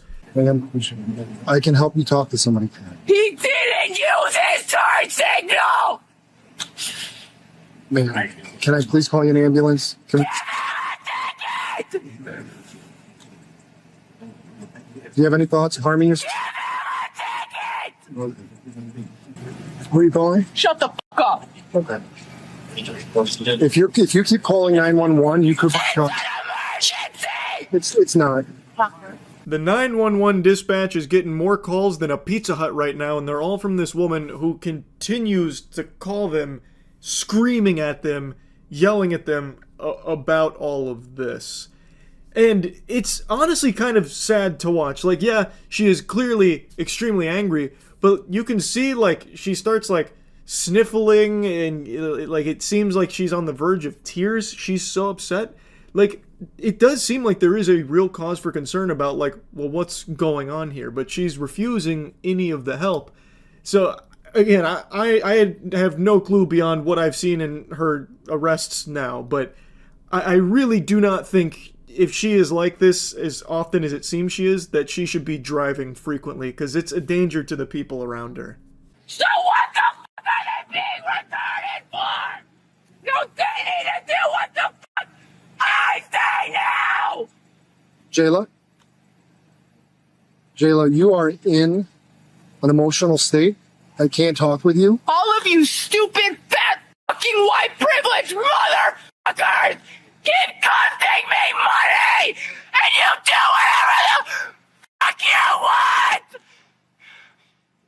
I wish I was a cop so I could shoot all of you the fuck up and get a pat on the back for it! You stupid! Okay. Multiple times she's threatened to kill the officers, like earlier saying about stabbing one in the neck. Now she's saying she wished she could just shoot them, about, you know, how they're costing her money. And then she takes her glasses and throws them. Maybe broke the glasses, cost yourself money on that, kicking the windows. Also racking up a bill on your own out of control anger here. It's rough. Like, I'm not going to show too much more of this because it goes on like this for a long time, unfortunately. Like, a very long time. You don't know how to use your fucking turn signal when you're fucking leaving, huh? When did I use my signal? When you were leaving, you didn't use it, and then you saw me following you! I'm sorry you think that way, but I did. Literally, you and your fucking butt buddy did it! Both of you fucking did it! I'm cutting around a lot of the lore here, but they eventually decided, like, we need to do something here. But they didn't want to, like, wrestle with her in the car, so the main character officer, the protagonist here of this boss battle, he tried to say, if you want to talk to that officer you're so mad about, he's over there on the sidewalk, go talk to him. So that way she'd get out of their car, and then they could, like, I guess put her in cuffs and then call an ambulance. But she declined to get out of her car. Instead, she backed up and scooted in sideways so she could talk to him, yell at him through the window. So then they had to get more creative about how to get her out of the car because they didn't want to, like, hurt her, I think, or, like wrestle with her in the car. So then he said, do you want to file a complaint against this guy? And she's like, yeah. All right, well, the paperwork's inside. Honestly, a grandmaster chess maneuver on the board there with the scholar's mate. So they set that booby trap. She goes inside the police station, and then she is taken into custody. It's not pretty. It's rough to watch. Jayla, would you like to file a complaint? Yeah! Then you can head to the lobby and we have the paperwork for you. Yeah. Okay, hands behind you. Yeah, watch out, it's broken! Hands behind you. They do get an ambulance there, and while putting her on the stretcher to get her in the ambulance, she hawked a fat loogie. She spit a mean one on one of the officers. So it was a bit of a struggle there, but they eventually get her in the ambulance. She was charged with, like, Apparently she was charged with assault battery on an officer, as well as disorderly conduct and false reports to 911. Apparently some of those charges were dropped, but she ended up spending like 140-something days in jail for all of this. But yeah, that's the whole first adventure here with what I believe I can confidently say is the angriest person I've ever seen. So yeah, that's really about it. So yeah. I just watched a crazy video from Code Blue Cam about a drunk driver, and really, drunk is not the proper nomenclature. That doesn't really tell the whole story. He is cartoonishly inebriated, to the point where I was half expecting him to start burping up bubbles like a character out of Tom and Jerry when they drink a root beer. So this goober was driving the wrong way and actually almost hit Kamala Harris head on. So he starts getting interviewed by the Secret Service at the scene as well. But as her motorcade made its way to the airport along I-94, a vehicle driving in the wrong direction approached, narrowly missing the convoy by just feet. After passing 29 vehicles involved in the escort, a Milwaukee County Sheriff's deputy at the rear of the motorcade quickly stopped the vehicle, identifying the driver as 55-year-old Wayne Wacker. Could there be a better name? Wayne Wacker sounds like a superhero who jerks off villains at dangerously high velocities till they give up. Wayne Wacker. It's like a name I would make up for a Dark Souls character. An open Miller Lite beer can was clearly visible in the center console. They should have slapped an additional charge on this DUI for his beer of choice being a Miller Lite. I've been saying it for like 8 years now. Miller Lite is the actual worst piss water ever made. Full stop. I can't stand that. If you serve me Miller Lite, I'm leaving. Like, that's a sure, like, you would get me out of an establishment faster by handing me a Miller Lite than you would by telling me it was on fire. You guys ID and everything? I didn't get anything yet. Are you got your ID on you, sir? What? You got your ID on you? Yeah. Okay, I'm gonna need that. Is it in here? Your ID's in here? I don't think so. Where are you coming from tonight, my boss? You don't know? Clearly too little too much to drink, even with your Miller Lite here, huh? Doesn't matter. It sure does. This man is so lost, truly discombobulated, acting like Robin Williams when he popped out of Jumanji for the first time, wondering what year it is. He is in a trance. He is so drunk he doesn't know what's happening. When the officer picked up the Miller Lite and took it away from Wayne Wacker, I thought he was gonna jump at him like a Five Nights at Freddy's jump scare to get it back. Like, he looked upset that the Miller Lite was moving out of arm's reach. Why do you keep pointing at that? I didn't need your ID. I don't care what's in there. Oh, no, still not it. They get caught in this cutscene here with Wayne having a whack attack. Like, he doesn't know where the ID is, so instead he just, like, slowly moves around like one of the tree ints in Lord of the Rings, and, like, just cannot, like, grasp what's going on. He's in a totally different dimension. Hop on out now. Hop on out of the car. Hop out of the car. We'll talk with my partner. No, let's get him out first. Let's get him out. That's fine. So unbuckle your seatbelt, sir.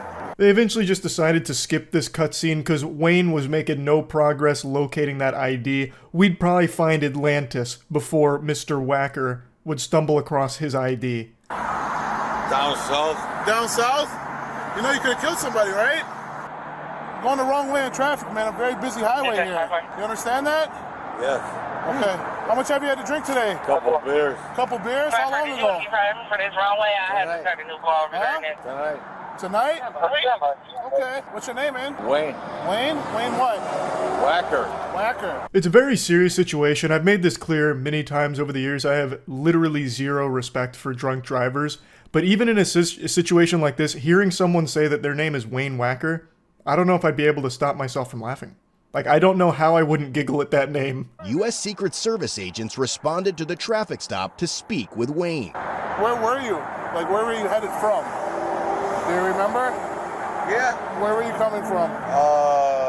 Down a gay bar down in... A gay bar downtown, or like where? Yeah. Now we're getting a little exposition here and some background on the character. They're starting to flesh out the lore of Wayne Wacker. So they lean him against that median because couldn't really stand super well, so they have him leaning there, and he just starts, like, posting up, fucking taking a chill pill. Like, he's about to overdose on chill pills while he's intoxicated. So he's just leaning against there, and they're just asking him some, like, basic questions, like, do you remember where you're coming from? And he said that he's coming from a gay bar downtown.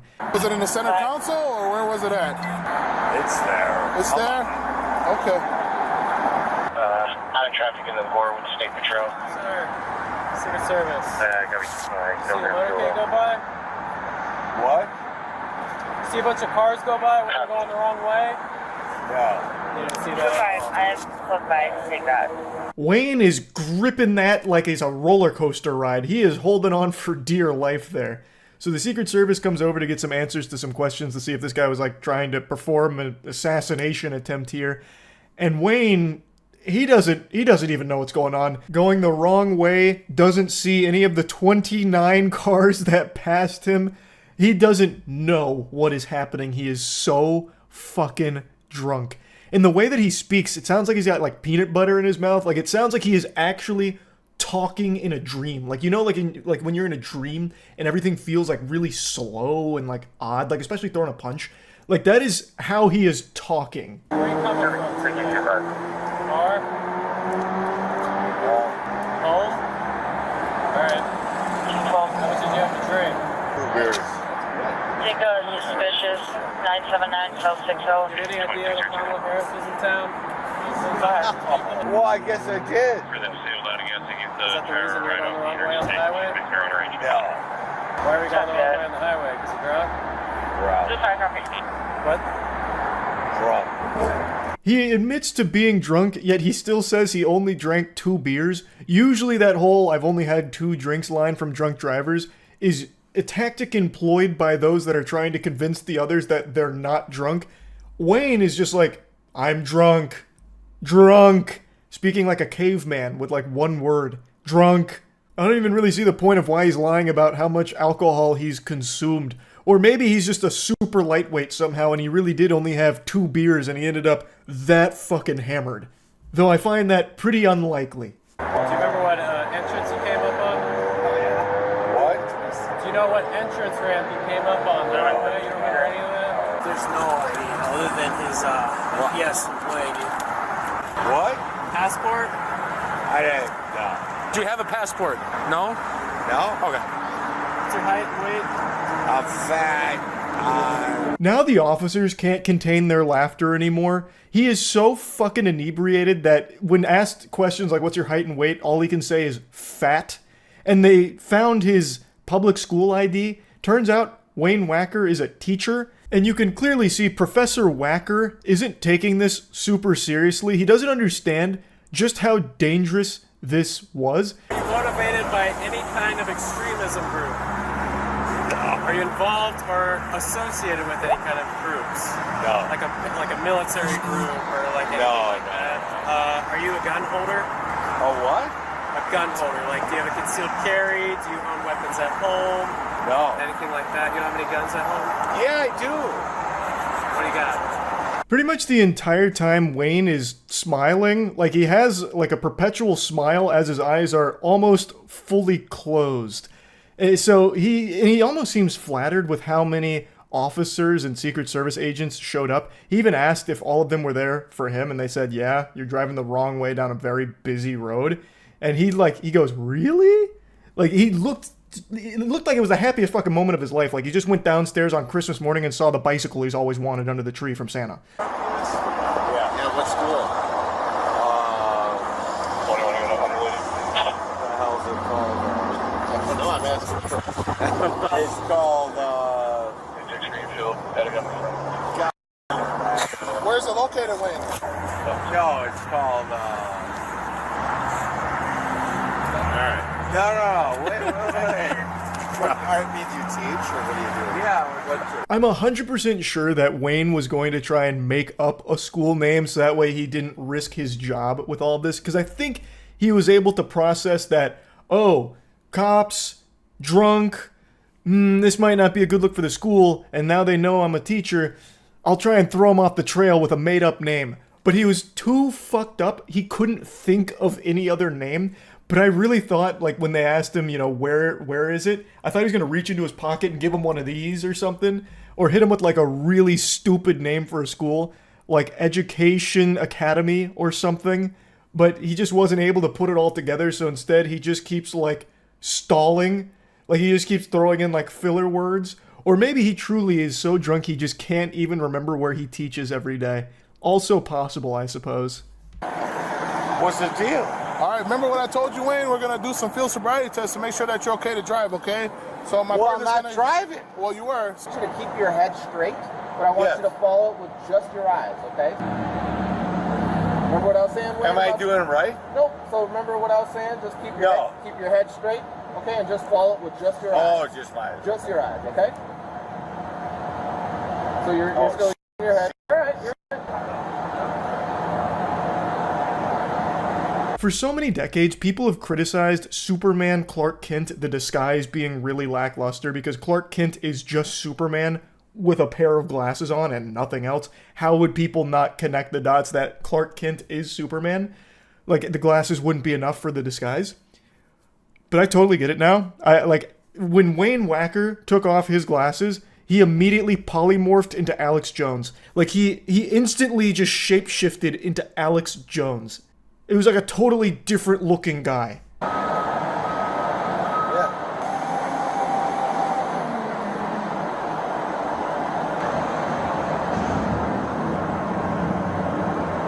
His fucking facial expressions remind me of Super Mario 64 when you start up the game and you can take the little hand and move his nose around and move his mouth around and everything and shake his head around.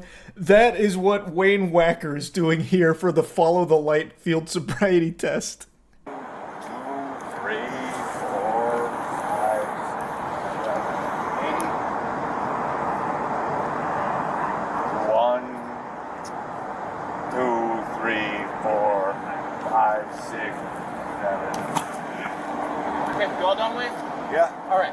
One more test for you. Okay? As graceful as a ballerina and as elegant as a butterfly. Wayne, you've outdone yourself with that one. I half expected him to go up on his tippy toes and then hit us with a curtsy at the very end of that. 1, 2. 1. Hold on. I'm joking. That's all right. Let's do the best you can. 1, 2. 1, 2, 3, 4, 5, 6. Okay, we'll move on, Wayne, to the... We got one more test, okay? He agreed to the PBT, which resulted in 0.252. And blow. Keep blowing. I did good. All right, you know what the legal limit to drive in the state of Wisconsin is, Wayne? No. Okay, so it's 0.08, okay? I passed. All right, so you're at a 0.252, okay? So that's more than 3 times the legal limit. Wayne, you're going to be placed on arrest for OWI tonight, okay? I can't believe it turned out he was actually drunk. I thought with how well he was doing in those field sobriety tests, it may have been a misunderstanding. Maybe he just got confused with the, where he was going on the road, the ramp threw him for a loop-de-loop and pull type maneuver. But I guess he was actually intoxicated. I'm as stunned as you are. In the end, Wayne was only charged with felony second-degree recklessly endangering safety and received over $2,700 in traffic citations, including one for operating while intoxicated. Since his last OWI conviction occurred more than 10 years ago, it is being treated as a first offense. Yeah, so that's how the story of Wayne Wacker and the Miller Lite wraps itself up there. I just had to talk about this a little bit. It was one of the weirder drunk driving body cam videos I've seen from Code Blue Cam or any of the other body cam channels. It was quite a ride. That's really about it. So yeah. Staying on theme of horrible drivers making terrible decisions, yesterday I talked about the lady who wouldn't stop texting and driving and then crashed the rented vehicle. Today I want to talk about Jeffrey, the boy wonder who won't stop drinking and driving. Did you just get into an accident? No, I need you to stay over here. No, you can't go back in your car right now. Because it's not safe for you to go in your car. Nope, you can't go in your car. Oh, I can. Nope. No, you can't. Oh, I can. No, you can't. You're just in an accident. Oh, it wasn't. Nope. When I saw this Midwest safety clip for the first, 2 seconds, I thought for a second that it was Jokic. I thought he went from buckets to brewskis here. It turns out it is a gentle sir named Jeffrey. And the way he is holding that case of beer, it's like a precious artifact to him. He's holding it like a running back holds a football. Now, Jeffrey's already been in one accident here. His car is smoking, and now he's got a brand new case of beer because he's ready to really get this farty sharded. He very much already seems sloshed, and an officer's like, "Don't get into the car, Jeffrey. You've been in an accident. You can't do that." And he's like, "No, I'm good. I'm getting in the car. You can't stop me. This is my beer and this is my car. You do the math." I can't go. Nope. Do not go. Do not go. Get out of your car. Get out of your car, sir. Get out of your car. You're being detained. I need you to get out of your car. Get out of your car. Get out of your car. Because you ran into a different car. Stop recording. The suspect is able to turn the officer's body camera off. When the officer is able to reactivate her body camera, the suspect has violently backed up and then takes off, prompting the officer to initiate a pursuit. I don't know if this was a calculated move from Jeffrey here. Maybe he's a high-tech hacker and just went into the mainframe here, scrubbing the body camera footage, getting rid of the evidence. Or if he was just like fighting back and just started like poking at the body camera and happened to turn it off. But regardless, the footage is gone from the archives here, and he was able to punch it in reverse and then just peel out. So then it was time for a moderate speed pursuit. Just 1 minute before this interaction, another officer in the area is interviewing the victim, whose vehicle was hit by the same suspect just minutes earlier.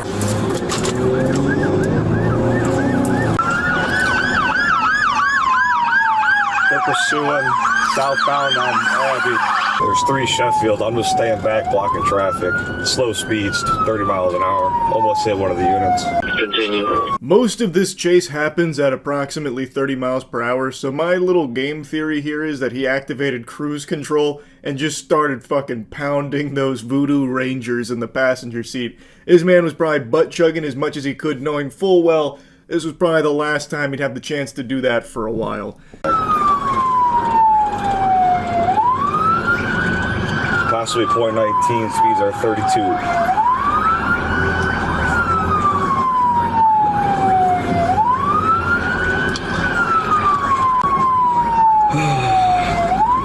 Alright, we're coming up the Gulf. A big sigh from the officer here. So you can see Jeffrey's not exactly staying in the lane. He is swerving all over the place, dreadfully. The man is hammered. And he is only continuing to get more and more inebriated, because you'll see here towards the end, he is actively drinking during the chase. Like, I don't even think he recognizes that he's being chased. I really think in his world, he's right now in like the fucking battle bus partying. Golf. Speeds 32, coming up to Antoinette.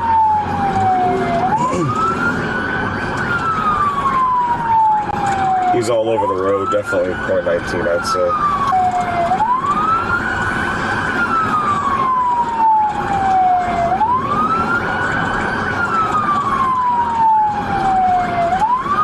say. He comes dangerously close to head-on collisions with cars multiple times. I can only imagine what it was like to see this unfolding as you're just like driving home at night, and there's this fucking lunatic just going like this with the steering wheel coming right at you. That must be terrifying. Also, I tell you what, those mailbox must have been sweating seeing this douchebag coming through. The amount of times he gets close to kissing those mailboxes is astounding.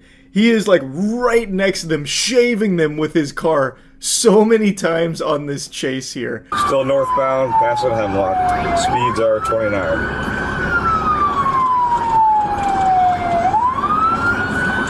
We're passing Hemlock, speeds are 30. Alright, he's getting on, going the wrong way on 90 here. We're going the wrong way.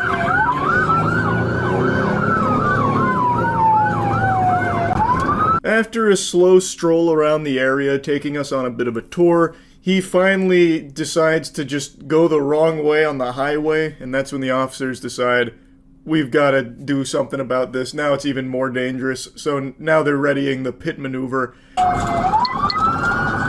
If you can, be very careful on this.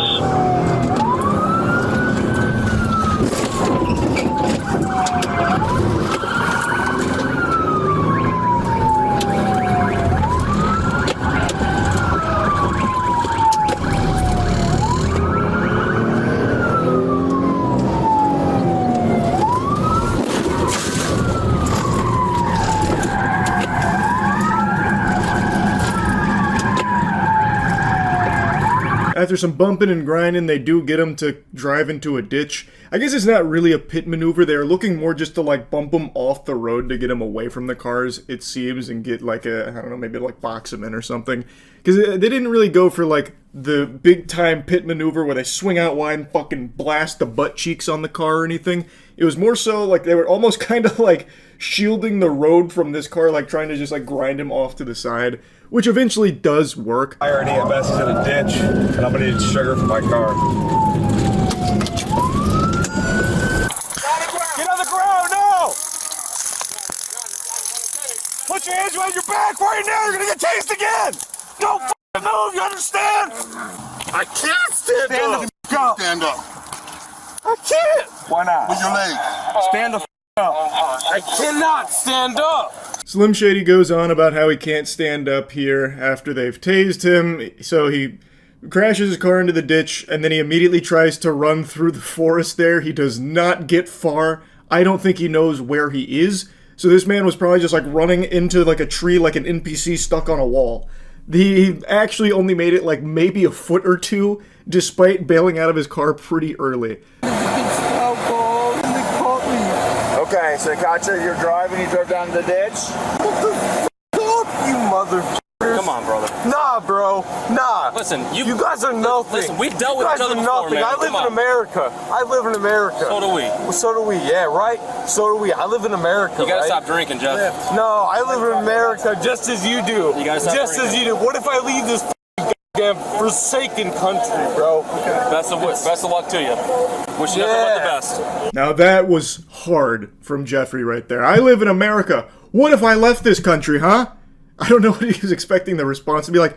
No, wait, Jeff, don't make that threat. Don't leave. America needs you, Jeff. You're a hero. You're a real patriot. But no, Jeff, you can't leave. Don't say things you're gonna regret.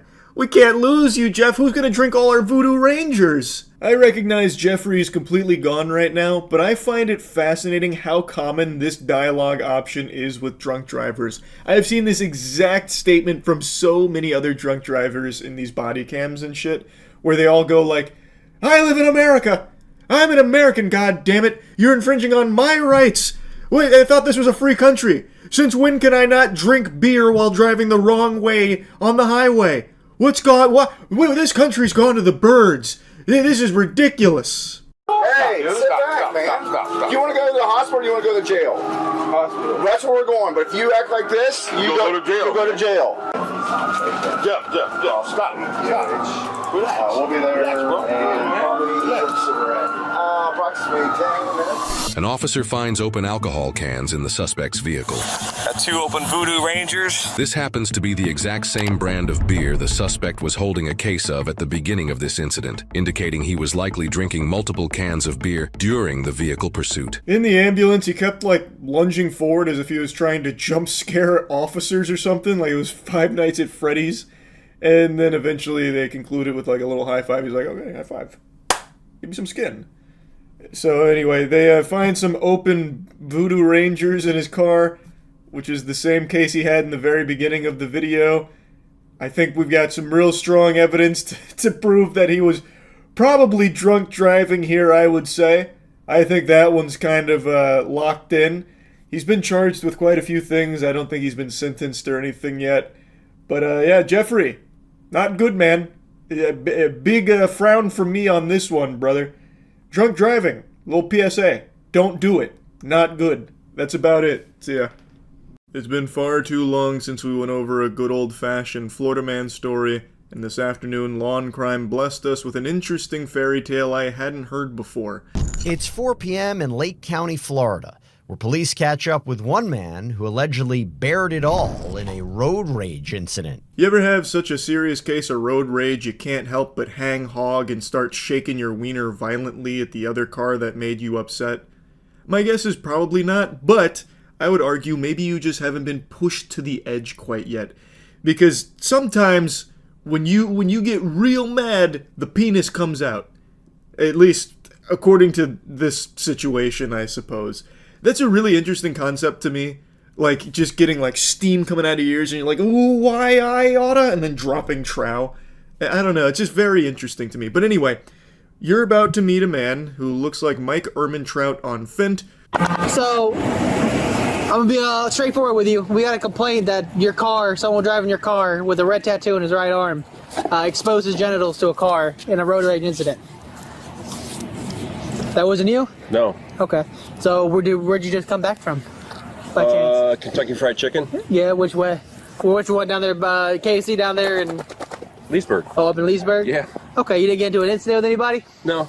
No? Okay. Well, they described you to a T. I find it very suspicious that he would refer to KFC as Kentucky Fried Chicken. Almost nobody does that. Everyone just calls it KFC. I think, now keep in mind, I'm no professional super sleuth here or anything, but I think he was panicking a little bit and didn't know where to say he was coming from to try and throw him off the trail. Oh, I was over at Dickville. No, not there. Kentucky Fried Chicken is where I was. Okay. What does that mean? So I'm trying to figure out what actually happened. So I got one Nothing side. happened. I got one side of the story, and someone describing you perfectly to a T, along with your car and license plate. When I'm out and about, my dad's in there. My dad's been with me all day. Yeah. Yeah. He was in the car with you, all on your way to KFC. No. No. No. So nothing happened. No road rage incident. Nothing like that. No. You don't remember anything like that. No. Okay. Case closed then. Surely just an interesting coincidence that they happened to get the license plate as well as describing the man who owns the car to a T, as well as what he was wearing at the time and describing his tattoo, and it also matched the photographs they took. Alright, simple enough. We got the wrong guy. Something I want to briefly mention that has absolutely nothing to do with this story itself, just a little fucking side quest I want to yap about. The dog not being on a leash bothers me a lot. I have always said that even if you have the most well-behaved, best-trained dog, it is just a smart, safe idea to keep your dog on a leash when it's out in public. You never know what's going to happen. It's just better for you, your dog, and everyone else around you if it is just on a leash in public. I'm not going to yap about that too long, but I have never once had my dogs out without being on a leash, even though they are fucking angels. Alright. Tell them I got the wrong guy. Oh, yeah? You think so? Well, they described you wearing exactly what you're wearing, bald, no beard, and a red tattoo on his forearm. Okay. Police identify the man seen here as 56-year-old James Box. Mr. Box. A fitting name, I suppose. Very interesting. I love how he's just wearing the exact same shit from the road rage incident as well, like a little cartoon character, which I guess I shouldn't be surprised by because the road rage incident happened moments ago, not like weeks or months in the past. It's not like this has been some kind of grueling case that they've been, you know, chipping away at for a long time, like they're trying to locate the Zodiac killer, you know, deep in the forensics lab trying to find the cranky cock culprit or anything. So, like, I guess it makes sense he'd be in the same clothes, but I just can't help but find it very silly that they'd show up and he's just wearing the same shit, looking exactly the same, like he was fucking frozen in stasis. Like, maybe he should have put some more effort into, like, a disguise, maybe, to throw him off the trail. You know, he comes out in a trench coat and those glasses with the big nose and fake mustache or something. Like, it's not me, officer. I don't look anything like those photos. So that's you. So... Okay. Would you... I'm giving you another opportunity to explain yourself, if you would like to. There's nothing to explain. Why? Okay. So he pulls there, and I said, we've got to get his tag and call 911. So we pulled in, we tried to just get the tag, and that's when he got out of the car and started charging toward us first, physically. That's when I started taking those pictures, and when he got around this, the median there into the landscape, and that's where he stopped, pulled his pants all the way down, right there at our midnight. Now, of course, I wasn't there at the scene. I did not bear witness to this event, but I have a hunch. It's not backed up by any scientific data nor the witness testimonies, but I have to imagine when he pulled his pants down, he didn't just stand there static T-posing with his meat in the wind. I think he was probably trying to helicopter it. That's just a theory, a game theory. Now, I cut around the lore a little bit here, but according to the witnesses, he was deranged. They mentioned that he stuck his head out of the window and started like making faces and sticking his tongue out. Apparently he had thrown some stuff at the vehicle as well, and then it eventually led to him getting into his birthday suit. And then also he had apparently went back to his vehicle, and the family thought he was like trying to retrieve a weapon, according to the father there. So like it seemed like he was trying to scare them to the best of his ability, which is why they got his license plate, got his pictures, and reported it with the intent to like press charges against him. Also, their kid is in the car. Officers decide it's time to confront James again. The camera, but unfortunately I did. The officers feel they have sufficient evidence to link Mr. Box to that crime, I would agree. It's not like this family just pulled this random fucking license plate out of their butt and somehow it landed at a guy that perfectly matched the description they described as well as matched in the photographs that they apparently took at the scene. I think that's pretty bulletproof, pretty watertight. So now the officers are going to get Mr. Box from his home. Now, I know the body cam footage is a little blurry right now, but he does clean it off. But at the moment, I recognize that the body cam looks like in Schedule 1 when you smoke your own meth. It's all blurry and shit, like you're going through a fog. Hey, Mr. Box, can we have a conversation out here one more time? You can tell me right there. Yeah, come on out. Go on out for us. Yeah. It's time to come out. Time to come out. Oh, you're gonna get rough now, right? No. Show me how tough you are. No, we're gonna put some tough. Put your hands together like you're praying. I don't pray. Okay. Mr. Box with an exquisite move here, a scholar's mate on the board. He puts them in a checkmating position when he says he doesn't pray. An interesting gambit from Mr. Box here, but it doesn't stop him from getting handcuffed. With intent to prosecute.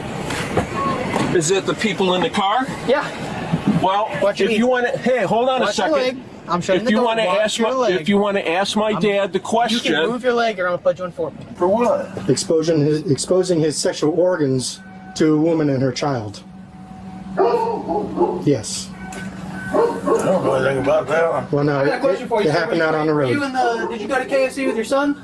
Did I go to where? KFC with your son? No. No? You might remember at the beginning of the story, Mr. Box said that his dad was with him all day, but then when he was asked if his dad was in the car when he went to KFC, he said no, which then makes it completely useless. His dad was not with him all day in that regard, clearly.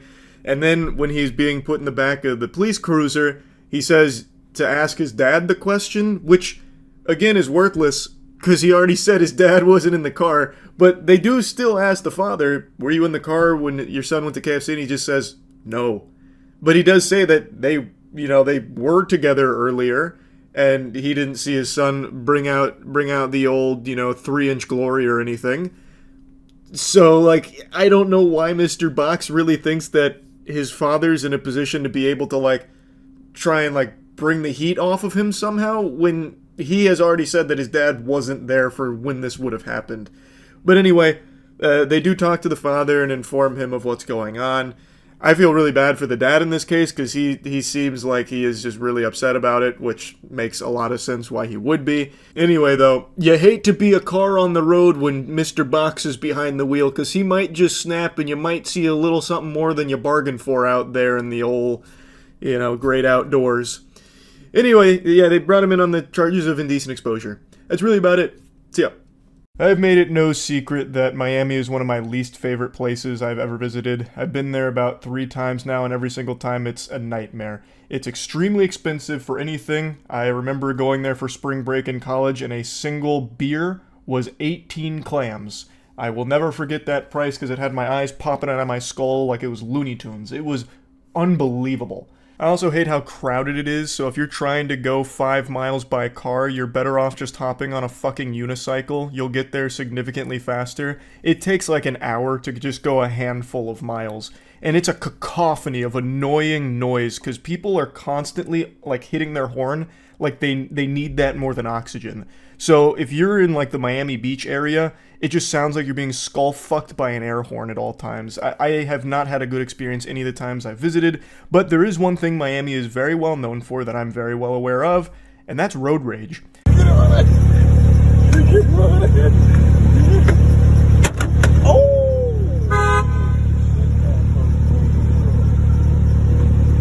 Watching at full speed, it really felt like he stayed in the air longer and got higher, but when I went back and froze frame, he didn't get that high off the ground at all. It's like he got in the air and then started lagging like there was a ping issue. But this gentleman here jumps up with a flying hammer fist and fucking judo chops the mirror off of this car in a road rage incident. This video has been going viral over the last 24 hours, and it had me giggling. Also, the caption that I saw with it, it was posted by Barstool Sports when I first saw it, and the caption said, "This man put the mirror on a poster." Even that had me laughing, but just the way that he leaps into the air like Darius Alting out of League of Legends, just to come down with a fucking full-force asteroid and blast the mirror off the car. Oh my god, it was the thing of legend. I don't know how hard it is to do that, by the way. I don't know if this is a display of martial arts prowess or not, but I do remember when I was a kid, I accidentally did this to my parents' car mirror after I shot a basketball and it caught the front of the rim and hit right into the mirror. So I don't even think it takes that much force. I just feel like most people don't bother to do that. And I know his hand was probably sore. That shit was probably throbbing. Probably looked like Tom's hand out of Tom and Jerry after he hits it with a mallet or something. Damn.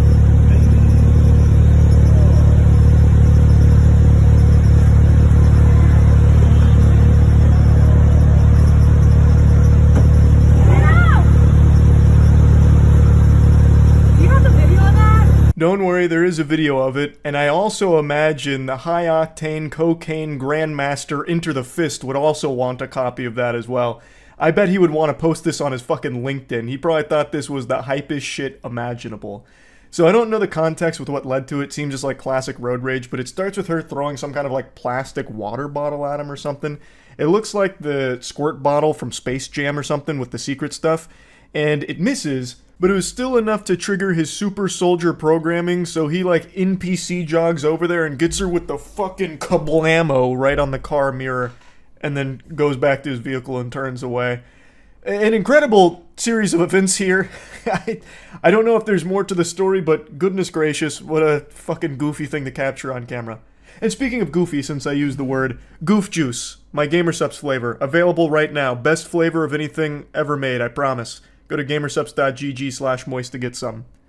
Now, I want to also take you through memory lane here in Miami road rage history to bring you what I think to be one of the best instances of road rage that's ever been captured. This was quite a few years ago now, and it's something special. You've likely heard of the term catching a ride, but it looks like this guy may have snagged more than he bargained for. At speeds up at 70 miles an hour, he clinged to the hood of this black Mercedes with one hand while on his cell phone with the other. Surprisingly, his sandals still sticking to his feet as passing drivers recorded video of the man as he zipped past cars on the express lanes of I-95 near Hollandale Beach Boulevard. Bro, she's definitely pissed off at him or something. Daniel Maida said he was driving south on 95 around 8 last night. The videographer's theory was correct. He was able to sniff out this situation at just a glance. It turns out that it was a disagreement between an ex-boyfriend and that woman that's driving the car.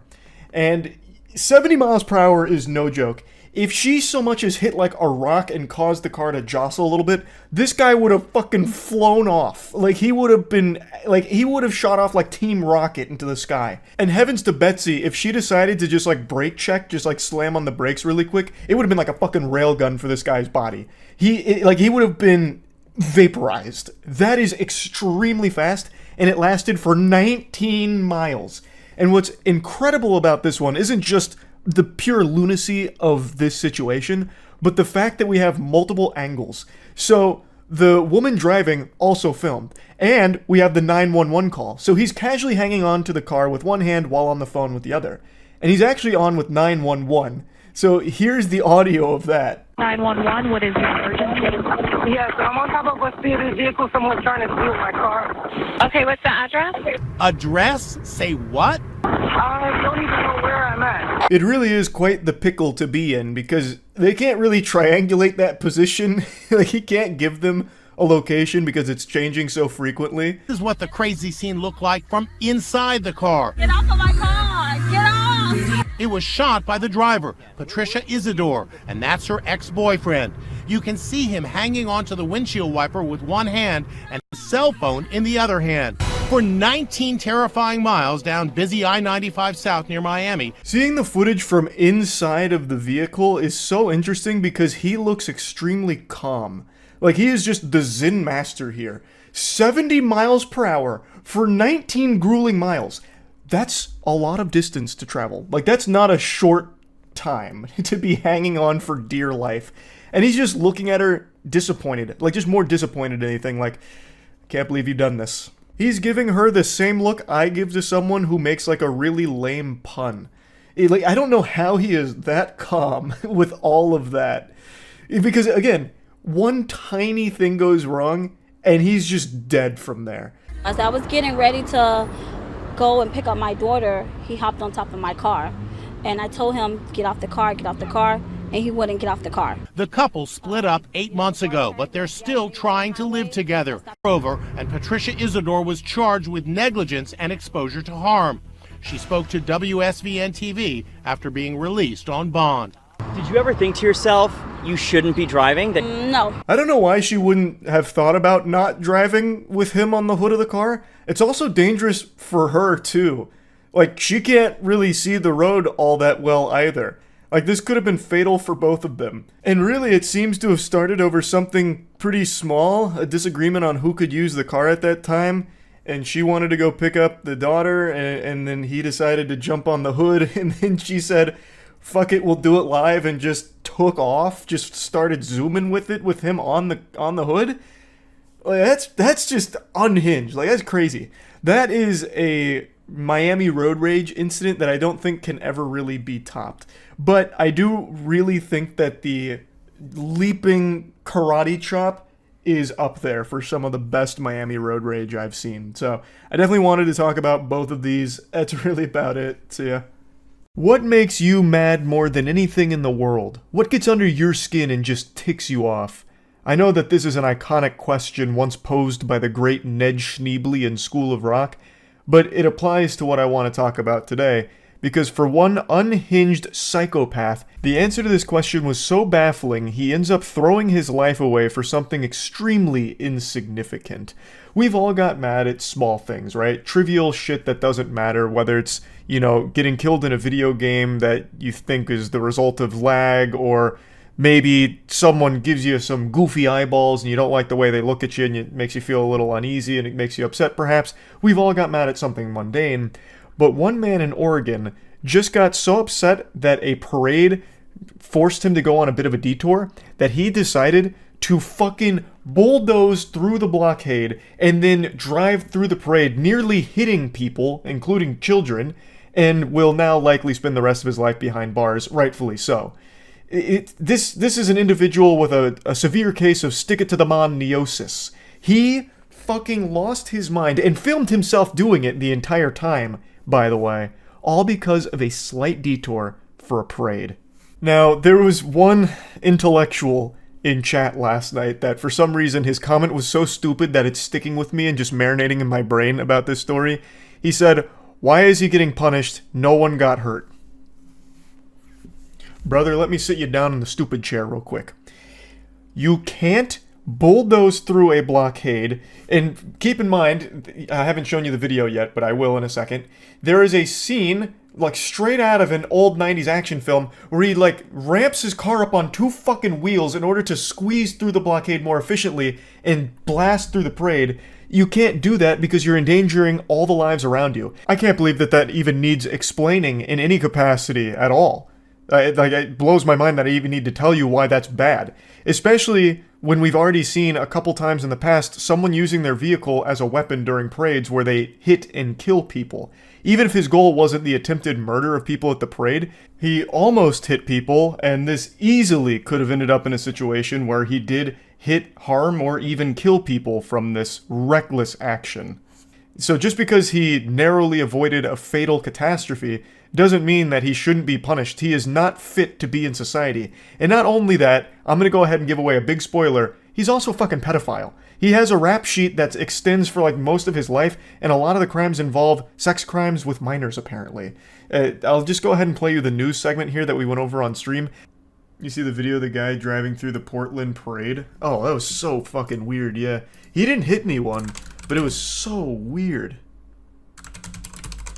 I didn't see the whole video, but I saw like the first bit. Dashcam footage obtained by NBC affiliate KGW submitted by prosecutors. Brave showing it. No, he doesn't hit anyone. I don't exactly. They said road rage, but I don't exactly know what it was in particular. But for some reason, he just drives to the parade and then just drives fucking through it. It's crazy. It was unhinged. Frustrated, stuck in traffic due to road closures clearing the way for Portland's Grand Floral Parade. His anger boiling over. They got it all blocked off. The Lloyd Center exit, the Convention Center exit. Wait, so this was all over the road being blocked off for a parade?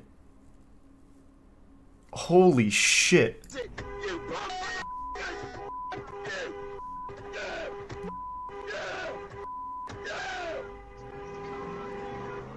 I don't think I've ever been that mad over anything in my life. Jesus, he's got that bitch up on 2 wheels. God damn. Like I said, he doesn't hit anyone, but look at this shit. Bystanders sent running as the Chevy Avalanche. That's terrifying.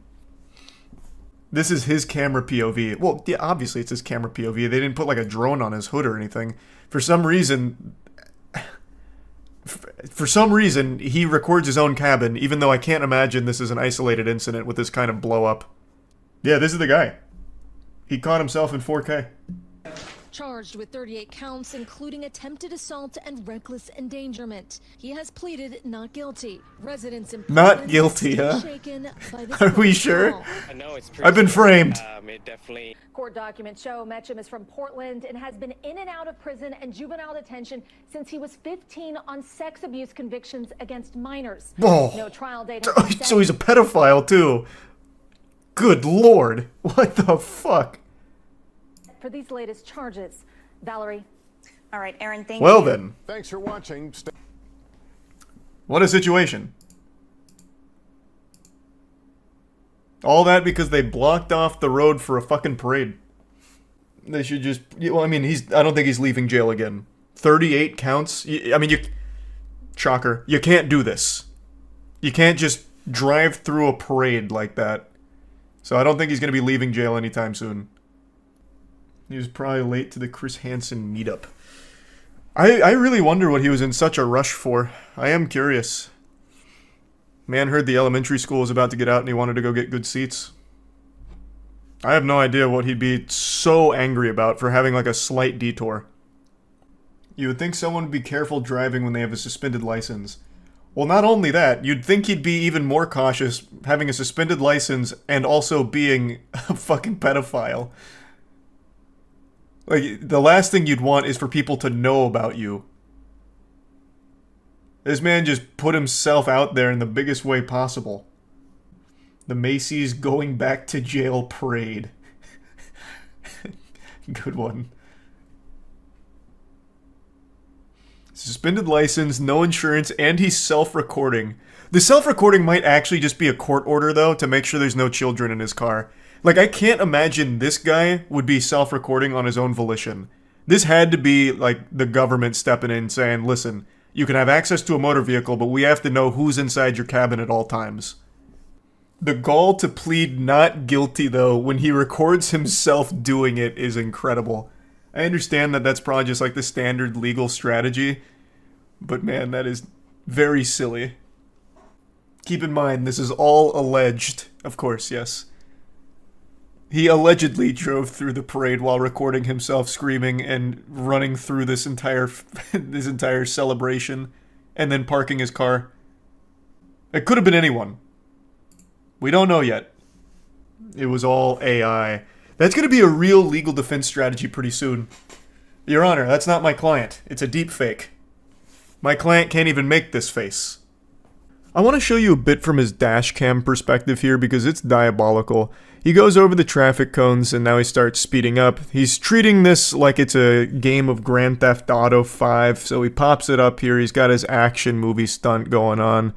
He goes through the bigger blockades and the bigger trucks, and then he gets around to the actual parade. And this is where things get really scary.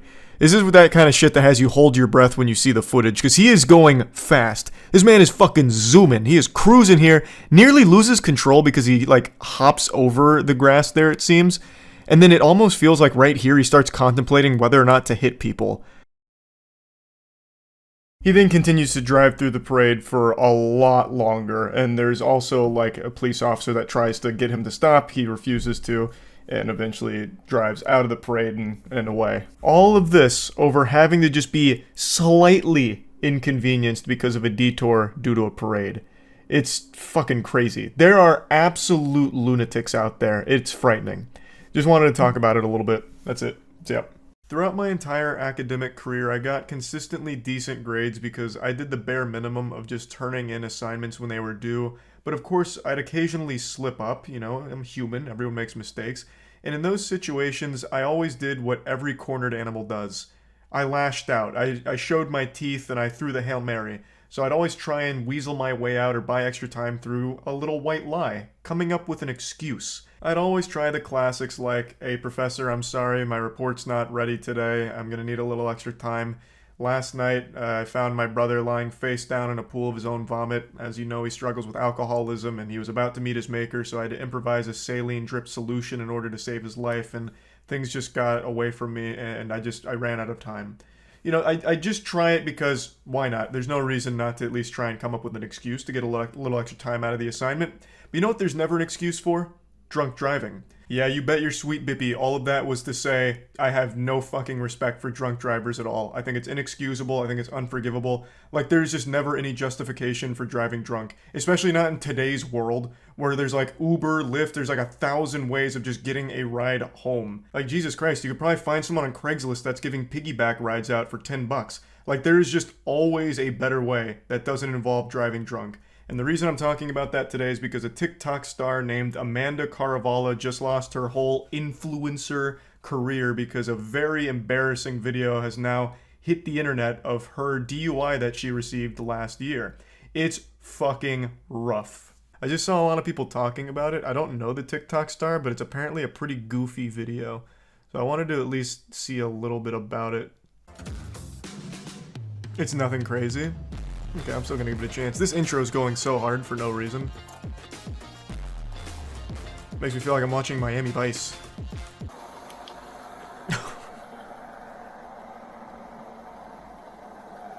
What seems to be the problem, officer? How long are we just gonna stay? I mean, I think we can safely assume she's sleeping here. Maybe knock on the window. Are we timing her? Yeah, it looks like everything's okay here. Oh my god, wait, there's more police officers. Oh, you can't see it. It's behind my webcam. There's more police officers right here. Man, this whole block was popping off here. Damn. Everyone's catching the heat out here. I think we can establish that this is no condition to be driving in. She's missed a full cycle already. They might run if he wakes her up. That's a really good point that I didn't think about. That was actually a good point. So what's the proper protocol here? Slash her tires so she can't? Like,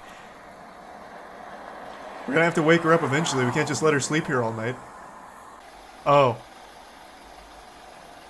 I see, so that was the play. Whoa, whoa. Wake up! Put it in park! Put the car in park! Put the car in park! She's like a zombie. Police department, put the car in park!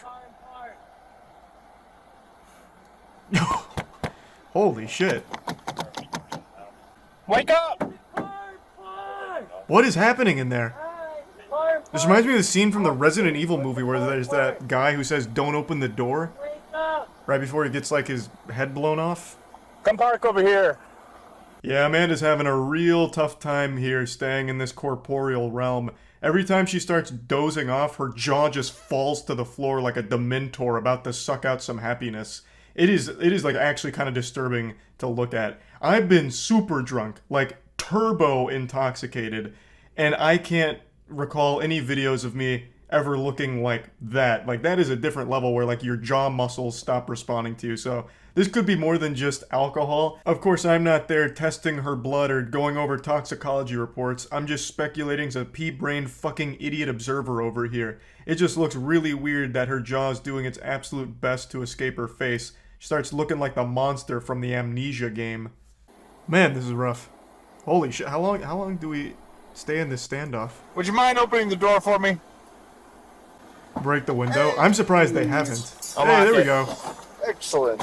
There we go. Oh, hello. Police department. Hey, what's going on? Take your seatbelt off. How fast was I going? Know where you're at? They're both, yeah, checking out the seats. I think you guys are like, shit, you know what I'm saying? What? Relax for a second. What happened? Do you know where you're at? Yeah? Where? At the decision. At the what? I don't live in. At the what? At the decision that. Go step over here. Hey, we're gonna go over here. Go over. At the what? What did you? The Abin Simon? Holy shit! Damn, she is fucked up. a bunch of cop cars. Nice, astute observation. Alright, come over here. Hello. Maybe she's sober. What's your name? Amanda. Amanda, what's going on tonight? He's talking to her like a dog. Cop car. Yeah. Yeah, that you. Yeah. Oh, yeah. Me? Yes. How much have you had to drink tonight? How much have you had to drink tonight? Nothing. Be honest. What time is it? 3 o'clock. Okay, 3 o'clock. Yeah, how much have you had to drink? 3 o'clock. I've had 3 o'clock to drink tonight. Okay. Alright, so my next question to you... Alright, man. Can't argue with that, to be fair. That was a pretty good checkmate. Anything that's medically wrong with you? Are you diabetic? How am I supposed to track your finger with just my eyes when my kids' cars are moving over here? Okay, alright, so kids' cars? Okay. Do you want to face this way? Yeah, what is she seeing? My kids' cars? This is like in Looney Tunes where when someone gets hit with a mallet over their head, they're seeing like stars and little Tweety birds flying around in circles. This is... what the fuck? Yeah, this is like beyond faded. No, I'm sorry for the mistake, ma'am. Please, continue on your way. Seems we were wrong. No shit! Oh boy. No shit! Now we've reached that stage of being drunk where it's just loud and angry. Well, she either got banned or doesn't have an account on here anymore. Now, Amanda Caravala wasn't like a super duper TikTok star, but she had almost 2 billion views on the platform before, I'm assuming, being removed from it, or maybe she got laughed off the platform once this video was released. I'm really not sure on the timeline there. But if you want a little more information on the case, this video is actually from 2021, and she pled guilty and was sentenced to 12 months probation and 6 days of community service, and then paid about $2,000 in fines. So overall, she got off pretty easy. Even though she wasn't involved in an accident or there were no victims, at least not that we know of, I still think that this is light sentencing, but of course it could be my own bias because of how much I despise the act of drunk driving. It's needlessly dangerous and endangers not only the driver's life, but anyone in their car and anyone in any car around them. It's fucking ridiculous. So she got off super easy. Like, I mean, goddamn. When they asked her how much she had to drink, her reply was 3 o'clock. She's had 3 o'clock to drink. Do you know how much that is? If you convert that into fluid ounces, that's like 5,000 beers. Like, that is an incredible amount of alcohol she's consumed. Like, her BAC must have been like a 10.0. Oh yeah, I also didn't show it in the video here, but I'll just explain it to you. Towards the end of her arrest, she kept asking for someone named Mike Davis to show up to the scene, as if she was like trying to summon Batman. Like, she repeatedly asks for some vigilante named Mike Davis, who apparently works for that police department. And that got a big giggle out of me, because I love to imagine, like, Mike Davis hears his name being called somewhere, and he hops in his car and his cruiser, turns on the siren, scoots in sideways, and gets out like an action movie hero and says, "Alright, boys, I've got it from here. You're safe now, Amanda." Like, I just have to imagine, like, she must have known of someone loosely in the police department and just tried her best to, like, get out of this by dropping his name, to no avail. Still getting arrested. And then she makes a huge hoopla in the car on the way there. But yeah, I just wanted to show this because I think this is an instructive moment on how your entire online career can be undone with one horrible decision. And not only that, a decision like drunk driving could just straight up end your life. One bad decision like that could just straight up fucking kill you. That's not an exaggeration. That shit happens all the time. Fuck drunk driving. Don't do it. A little PSA. That's about it. See ya.